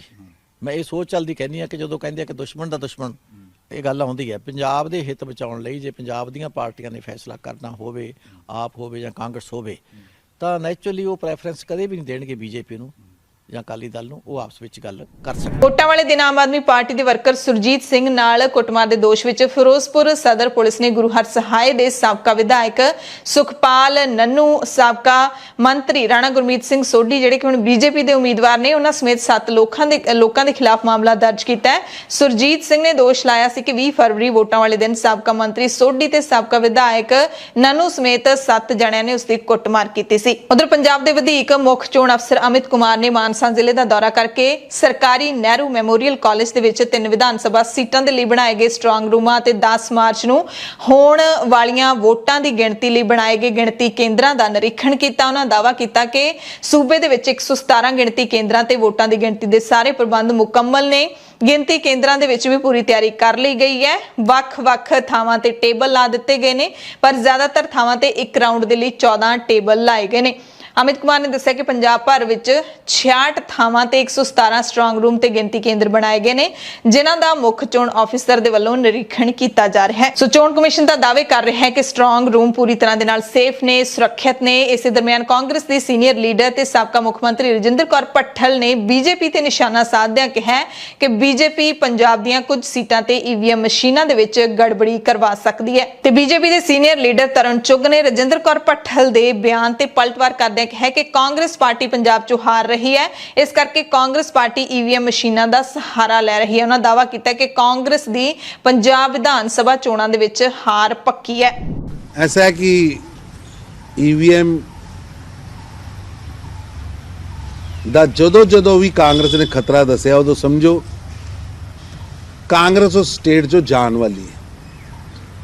ਹੁਣ ਜਾਣ ਵਾਲੇ ਮੁਸਾਫਿਰ ਕੋਈ तो बहाना ढूंढेंगे और ज़्यादा गल सी ते अपना आम आदमी पार्टी ने पहरेदार बिठाए, कांग्रेस भी पहरेदार बिठा सकती सी। हुण जान दी वारी आ गई, बहुत अत्याचार कर लिया। हुण बहाना तो कोई ना कोई बनाना है तो असीं जे कांग्रेस ही कोई ना कोई बहाना बना रहे और जो इन्होंने ईवीएम का बहाना बनाया और मतलब है कि इन्होंने पता लग चुका होंदा कि सरकार जा रही है। ऐसे जो बीबी भट्टल जी बड़े सियाने लीडर ने, उन्होंने पता है कि कांग्रेस की सरकार जा रही है, ऐसे जे कोई तो बहाना लगाएंगे। ਉਧਰ ਗੁਰਦਾਸਪੁਰ ਦੇ ਪਿੰਡ ਰਾਮਨਗਰ ਭੂਣਾ ਦੇ ਵਿੱਚ ਚੋਣਾਂ ਦੀ ਰੰਜਿਸ਼ ਨੂੰ ਲੈ ਕੇ ਕੁਝ ਸ਼ਰਾਰਤੀ ਅਨਸਰਾਂ ਨੇ ਦੇਰ ਰਾਤ ਆਮ ਆਦਮੀ ਪਾਰਟੀ ਦੇ ਵਰਕਰ ਦੇ ਘਰ ਤੇ ਹਮਲਾ ਕੀਤਾ। ਇਹ ਖਬਰਾਂ ਮਿਲੀਆਂ ਨੇ ਕਿ ਹਮਲਾਵਰਾਂ ਨੇ ਘਰ ਤੇ ਪਥਰਾ ਕੀਤਾ, ਗੱਡੀ ਦੀ ਵੀ ਭੰਨਤੋੜ ਕੀਤੀ। ਸਾਰੀ ਘਟਨਾ ਸੀਸੀਟੀਵੀ ਵਿੱਚ ਕੈਦ ਹੋ ਗਈ ਹੈ। ਪਰਿਵਾਰਕ ਮੈਂਬਰਾਂ ਨੇ ਪਿੰਡ ਦੇ ਹੀ ਕਾਂਗਰਸੀ ਸਰਪੰਚ ਤੇ ਹਮਲੇ ਦੇ ਇਲਜ਼ਾਮ ਲਾਏ ਨੇ। ਦਲਜੀਤ ਕੌਰ ਪੀੜਤ ਨੇ ਦੱਸਿਆ ਕਿ ਆਮ ਆਦਮੀ ਪਾਰਟੀ ਦੀ ਵਰਕਰ ਹੈ। ਜਿਸ ਦਿਨ ਚੋਣਾਂ ਸਨ ਉਸ ਦਿਨ ਵੀ ਕਾਂਗਰਸੀ ਸਰਪੰਚ ਬੂਥ ਤੇ ਆ ਕੇ ਜਾਲੀ ਵੋਟਾਂ ਪਵਾਉਣੀਆਂ ਚਾਹੁੰਦਾ ਸੀ, ਜਿਸ ਤੇ ਇਹਨਾਂ ਦੋਵਾਂ ਵਿਚਾਲੇ ਝੜਪ ਹੋਈ ਸੀ। ਸੀ ਤੇ ਇਹ ਤਾਜ਼ਾ ਝੜਪ ਵੀ ਉਸੇ ਦਾ ਨਤੀਜਾ ਹੈ। दारू ਦੇ ਪਿਆਕੜਾਂ ਦੇ ਲਈ ਚੰਡੀਗੜ੍ਹ ਤੋਂ ਮਾੜੀ ਖਬਰ ਹੈ। ਚੰਡੀਗੜ੍ਹ ਦੇ ਵਿੱਚ 1 ਅਪ੍ਰੈਲ 2022 ਤੋਂ ਸ਼ਰਾਬ ਮਹਿੰਗੀ ਹੋਣ ਜਾ ਰਹੀ ਹੈ। ਚੰਡੀਗੜ੍ਹ ਪ੍ਰਸ਼ਾਸਨ ਨੇ ਜਾਰੀ ਕੀਤੀ ਆਬਕਾਰੀ ਨੀਤੀ ਦੇ ਵਿੱਚ ਸ਼ਰਾਬ ਤੇ ਨਵਾਂ ਟੈਕਸ ਲਾ ਦਿੱਤਾ ਹੈ। ਪ੍ਰਸ਼ਾਸਨ ਨੇ ਆਪਣੀ ਈ-ਵਾਨ ਨੀਤੀ ਤਹਿਤ ਪੈਸਾ ਇਕੱਠਾ ਕਰਨ ਦੇ ਲਈ ਸ਼ਰਾਬ ਦੀਆਂ ਬੋਤਲਾਂ ਤੇ ਈ-ਵਾਨ ਸੈਸ ਲਾਉਣ ਦਾ ਫੈਸਲਾ ਲਿਆ ਹੈ। ਯੂਕਰੇਨ ਦੇ ਵਿੱਚ ਫਸੇ ਹੋਏ ਭਾਰਤੀ ਵਿਦਿਆਰਥੀ ਜਿਹੜੇ ਆਪੋ ਆਪਣੇ ਘਰਾਂ ਦੇ ਵਿੱਚ ਪਰਤ ਰਹੇ ਨੇ। ਪੰਜਾਬ ਦੇ ਵਿਦਿਆਰਥੀ ਵੀ ਟਾਵੇਂ-ਟਾਵੇਂ ਮੁੜ ਰਹੇ ਨੇ। ਸ੍ਰੀ ਮੁਕਤਸਰ ਸਾਹਿਬ ਦੀ ਰਹਿਣ ਵਾਲੀ ਰਾਜਵੀਰ ਕੌਰ ਜਿਹੜੀ ਕਿ MBBS ਦੇ 4ਥੇ ਸਾਲ ਦੀ ਵਿਦਿਆਰਥਣ ਹੈ, ਯੂਕਰੇਨ ਤੋਂ ਵਾਪਸ ਆਪਣੇ ਘਰ ਪਰਤੀ ਹੈ। ਉਸਨੇ ਆ ਕੇ ਘਰ ਆਪਣੇ ਹਾਲਾਤ ਦੱਸੇ ਨੇ ਕਿ ਯੂਕਰੇਨ ਦੇ ਵਿੱਚ ਭਾਰਤੀ ਵਿਦਿਆਰਥੀਆਂ ਨੂੰ ਸ਼ਹਿਰਾਂ ਦੇ ਵਿੱਚੋਂ ਕੱਢਣ ਲਈ ਭਾਰਤੀ ਅੰਬੈਸੀ ਜਾਂ ਭਾਰਤ ਸਰਕਾਰ ਦੇ ਵੱਲੋਂ ਕੋਈ ਉਦਮ ਨਹੀਂ ਕੀਤਾ ਜਾ ਰਿਹਾ। ਸਰਕਾਰ ਦੇ ਵੱਲੋਂ ਜੋ ਕੰਮ ਕੀਤੇ ਜਾ ਰਹੇ ਨੇ ਉਹ ਬਾਰਡਰ ਤੇ ਆਉਣ ਤੋਂ ਬਾਅਦ ਵਿਦਿਆਰਥੀਆਂ ਦੇ ਲਈ ਕੀਤੇ ਜਾ ਰਹੇ ਨੇ, ਯਾਨੀ ਕਿ ਬਾਰਡਰ ਤੱਕ ਸਾਨੂੰ ਆਪ ਹੀ ਪਹੁੰਚਣਾ ਪੈਂਦਾ ਹੈ। ਉਸ ਤੋਂ ਬਾਅਦ ਭਾਰਤ ਸਰਕਾਰ ਦੀਆਂ ਫਲਾਈਟਾਂ ਨੇ ਜਿਹੜੀਆਂ ਉਹ ਜ਼ਰੂਰ ਸਾਡੀ ਮਦਦ ਕਰਦੀਆਂ ਨੇ ਤੇ ਇਸ ਵੇਲੇ ਸਭ ਤੋਂ ਵੱਧ ਜ਼ਰੂਰੀ ਹੈ ਕਿ ਜਿਹੜੇ ਅੰਦਰ ਯੂਕਰੇਨ ਦੇ ਵਿੱਚ ਵਿਦਿਆਰਥੀ ਫਸੇ ਹੋਏ ਨੇ ਉਹਨਾਂ ਨੂੰ ਬਾਰਡਰ ਤੱਕ ਸਰਕਾਰ ਲਿਆਵੇ ਤੇ ਇਹੀ ਸਭ ਤੋਂ ਵੱਡੀ ਗੱਲ ਹੈ, ਤਾਂ ਹੀ ਭਾਰਤ ਸਰਕਾਰ ਸਾਰਿਆਂ ਨੂੰ ਉੱਥੋਂ ਇਵੈਕੂਏਟ ਕਰ ਸਕਦੀ ਹੈ। ਹਾਂਜੀ, ਬਹੁਤ ਜ਼ਿਆਦਾ ਸ਼ੈਲਿੰਗ, ਫਾਇਰਿੰਗ ਤੇ ਬਲਾਸਟ ਦੀਆਂ ਆਵਾਜ਼ਾਂ ਆਉਂਦੀਆਂ ਸੀਗੀਆਂ ਉੱਥੇ। ਬਹੁਤ ਸਾਰੇ ਬੱਚੇ ਸਾਰੇ ਓਵਰਆਲ ਯੂਕਰੇਨ ਵਿੱਚ ਫਸੇ ਹੋਏ ਆ। ਈਸਟ ਵਾਲੀ ਸਾਈਡ ਬਹੁਤ ਜ਼ਿਆਦਾ ਮਾਹੌਲ ਖਰਾਬ ਆ, ਤਾਂ ਉੱਥੇ ਹੋਰ ਵੀ ਜ਼ਿਆਦਾ ਬੱਚੇ ਫੀਅਰ ਵਿੱਚ ਆ। ਹਾਂਜੀ, ਅਸੀਂ ਜਿਵੇਂ ਮੈਂ ਉੱਥੋਂ ਟ੍ਰੇਨ ਲੈ ਕੇ ਵਾਕਿੰਗ ਡਿਸਟੈਂਸ ਤੈਅ ਕਰਕੇ ਟੈਕਸੀ ਲੈ ਕੇ ਜਿਵੇਂ ਵੀ ਹੋ ਸਕਿਆ ਸਾਰੇ ਬੱਚੇ ਈਸਟ ਤੋਂ ਵੈਸਟ ਵਾਲੀ ਸਾਈਡ ਕੋਸ਼ਿਸ਼ ਕਰ ਰਹੇ ਆ ਜਾਣ ਦੀ ਤੇ ਬਹੁਤ ਸਾਰੇ ਬੱਚੇ ਪਹੁੰਚ ਵੀ ਚੁੱਕੇ ਆ, ਪਰ ਬਹੁਤ ਸਾਰੇ ਫਸੇ ਵੀ ਹੋਏ ਆ। ਪਰ ਮਾਹੌਲ ਖਰਾਬ ਹੋਣ ਦੇ ਕਾਰਨ ਹੁਣ ਉਹ ਟਰੈਵਲ ਕਰਨਾ ਵੀ ਉੱਥੇ ਮੁਸ਼ਕਿਲ ਹੋਇਆ ਪਿਆ। ਹਾਂਜੀ, ਹਰ ਜਗ੍ਹਾ ਹੀ ਉੱਥੇ ਇੱਕ ਤਰ੍ਹਾਂ ਦਾ ਮਾਹੌਲ ਹੀ ਇਹੋ ਜਿਹਾ ਕਿ ਹਰ ਜਗ੍ਹਾ ਕਿਤੇ ਵੀ ਤੁਹਾਨੂੰ ਹਰ ਜਗ੍ਹਾ ਫਾਈਟ ਕਰਨੀ ਪਏਗੀ ਕੁਝ ਵੀ ਕਰਨ ਲਈ, ਕਿਤੇ ਵੀ ਚੜ੍ਹਨ ਲਈ, ਕੁਝ ਵੀ ਹਰ ਚੀਜ਼ ਲਈ। ਇੰਡੀਆ ਗਵਰਨਮੈਂਟ ਨੂੰ ਇਹੀ ਅਪੀਲ ਹੈ ਹੱਥ ਜੋੜ ਕੇ ਕਿ ਤੁਸੀਂ ਜਿੰਨੇ ਵੀ ਬੱਚੇ ਉੱਥੇ ਫਸੇ ਹੋਏ ਆ ਉਹਨਾਂ ਨੂੰ ਜਲਦ ਤੋਂ ਜਲਦ ਜੋ ਵੀ ਰਿਕੁਆਇਰਡ ਪੋਸੀਬਲ ਹੈ ਉਹਨਾਂ ਨੂੰ ਕੁਝ ਸੀਜ਼ ਫਾਇਰ ਕਰਕੇ ਉਹਨਾਂ ਨੂੰ ਕਿਸੇ ਨੀਅਰੈਸਟ ਬਾਰਡਰ ਥਰੂ, ਜੇ ਤੁਸੀਂ ਨੀਅਰੈਸਟ ਬਾਰਡਰ ਤੁਸੀਂ ਰਸ਼ੀਆ ਬਾਰਡਰ ਥਰੂ ਨਹੀਂ ਕਰ ਸਕਦੇ ਈਸਟ ਵਾਲੇ ਬੱਚਿਆਂ ਨੂੰ, ਕਿਉਂਕਿ ਜਿਹੜੇ ਵੈਸਟ ਵਾਲੇ ਸੀ ਉਹ ਤਾਂ ਖੁਦ ਬ ਖੁਦ ਚਲੇ ਕਿਉਂਕਿ ਉੱਥੇ ਮਾਹੌਲ ਠੀਕ ਆ। ਈਸਟ ਵਾਲੀ ਸਾਈਡ ਹੁਣ ਬਾਹਰ ਨਿਕਲਣ ਦਾ ਵੀ ਮਾਹੌਲ ਨਹੀਂ ਹੈਗਾ ਗਾ, ਤਾਂ ਫਿਰ ਉਹ ਜਿੰਨੇ ਵੀ ਬੱਚੇ ਉੱਥੇ ਜਿੰਨੇ ਵੀ ਸੇਫ ਪਲੇਸਿਸ ਵਿੱਚ, ਜਿਵੇਂ ਮੇਰੇ ਕੁਝ ਫਰੈਂਡਸ ਵੀ ਪਿਸ਼ੋਚੀਨ ਏਰੀਆ ਵਿੱਚ, ਹੋਰ ਵੀ ਜਿੰਨੇ ਵੀ ਜਿੱਥੇ ਵੀ ਫਸੇ ਹੋਏ ਉਹਨਾਂ ਨੂੰ ਜਲਦ ਤੋਂ ਜਲਦ ਉਹਨਾਂ ਦੀ ਅਰੇਂਜਮੈਂਟਸ ਕਰਕੇ ਉਹਨਾਂ ਨੂੰ ਉੱਥੋਂ ਬਾਹਰ ਕੱਢਣ ਲਈ ਪ੍ਰਯਤਨ ਕੀਤੇ ਜਾਣੇ ਚਾਹੀਦੇ ਆ, ਜੋ ਕਿ ਹਜੇ ਤੱਕ ਗਵਰਨਮੈਂਟ ਨਹੀਂ ਕਰ ਰਹੀ। ਗਵਰਨਮੈਂਟ ਸਿਰਫ ਬਾਰਡਰ ਕ੍ਰਾਸ ਕਰਨ ਤੋਂ ਬਾਅਦ ਕਰ ਰਹੀ, ਉਦੋਂ ਪਹਿਲਾਂ ਨਹੀਂ ਹੋ ਰਿਹਾ ਕੁਝ। ਮਰਹੂਮ ਅਦਾਕਾਰ ਦੀਪ ਸਿੱਧੂ ਦੀ ਭਿਆਨਕ ਸੜਕ ਹਾਦਸੇ ਦੇ ਵਿੱਚ ਮੌਤ ਤੋਂ ਬਾਅਦ ਪੰਜਾਬ ਦੀਆਂ ਵੱਖ-ਵੱਖ ਥਾਵਾਂ ਦੇ ਉੱਤੇ ਦੀਪ ਸਿੱਧੂ ਦੀ ਯਾਦ ਦੇ ਵਿੱਚ ਸਮਾਗਮ ਕਰਵਾਏ ਜਾ ਰਹੇ ਨੇ, ਅੰਤਿਮ ਅਰਦਾਸ ਸਮਾਗਮ ਕਰਵਾਏ ਜਾ ਰਹੇ ਨੇ। ਹਾਲਾਂਕਿ ਲੰਘੇ ਦਿਨੀ ਸ਼੍ਰੀ ਫਤਿਹਗੜ੍ਹ ਸਾਹਿਬ ਵਿਖੇ ਉਹਨਾਂ ਦੇ ਪਰਿਵਾਰ ਵੱਲੋਂ ਅਤੇ ਵੱਡੀ ਗਿਣਤੀ ਵਿੱਚ ਸੰਗਤ ਦੇ ਵੱਲੋਂ ਅੰਤਿਮ ਅਰਦਾਸ ਸਮਾਗਮ ਕਰਵਾਇਆ ਗਿਆ ਤੇ ਇਸੇ ਤਰ੍ਹਾਂ ਦੀਪ ਸਿੱਧੂ ਦੀ ਯਾਦ ਵਿੱਚ ਸਾਹਿਬਜ਼ਾਦਾ ਅਜੀਤ ਸਿੰਘ ਨਗਰ ਮੋਹਾਲੀ ਦੇ ਸੈਕਟਰ 71 ਦੇ ਗੁਰਦੁਆਰਾ ਸਿੰਘ ਸਭਾ ਦੇ ਵਿੱਚ ਵੀ ਅਰਦਾਸ ਸਮਾਗਮ ਕਰਵਾਇਆ ਗਿਆ, ਗੁਰਮਤਿ ਸਮਾਗਮ ਕਰਵਾਇਆ ਗਿਆ, ਜਿਸ ਦੇ ਵਿੱਚ ਖਾਸ ਤੌਰ ਤੇ ਫਿਲਮ ਡਾਇਰੈਕਟਰ ਅਮਰਦੀਪ ਸਿੰਘ ਗਿੱਲ ਪਹੁੰਚੇ। ਕੀਰਤਨੀ ਜਥਿਆਂ ਨੇ ਆ ਕੇ ਗੁਰਬਾਣੀ ਕੀਰਤਨ ਗਾਇਨ ਦੇ ਨਾਲ ਸੰਗਤ ਨੂੰ ਨਿਹਾਲ ਕੀਤਾ। ਅਮਰਦੀਪ ਗਿੱਲ ਉਹੀ ਡਾਇਰੈਕਟਰ ਨੇ ਜਿਨ੍ਹਾਂ ਦੀ ਫਿਲਮ ਜ਼ੋਰਾ 10 ਨੰਬਰੀਆ ਦੇ ਵਿੱਚ ਦੀਪ ਸਿੱਧੂ ਨੇ ਆਪਣੀ ਅਦਾਕਾਰੀ ਦਿਖਾਈ ਸੀ। ਪੰਜਾਬ ਦੀਆਂ ਖਾਸ ਖਬਰਾਂ ਦੇ ਖਾਸ ਬੁਲੇਟਿਨ ਦੇ ਵਿੱਚ ਤੁਹਾਡੇ ਸਭ ਤੋਂ ਇਜਾਜ਼ਤ ਚਾਹੁੰਦੇ ਹਾਂ। ਧੰਨਵਾਦ।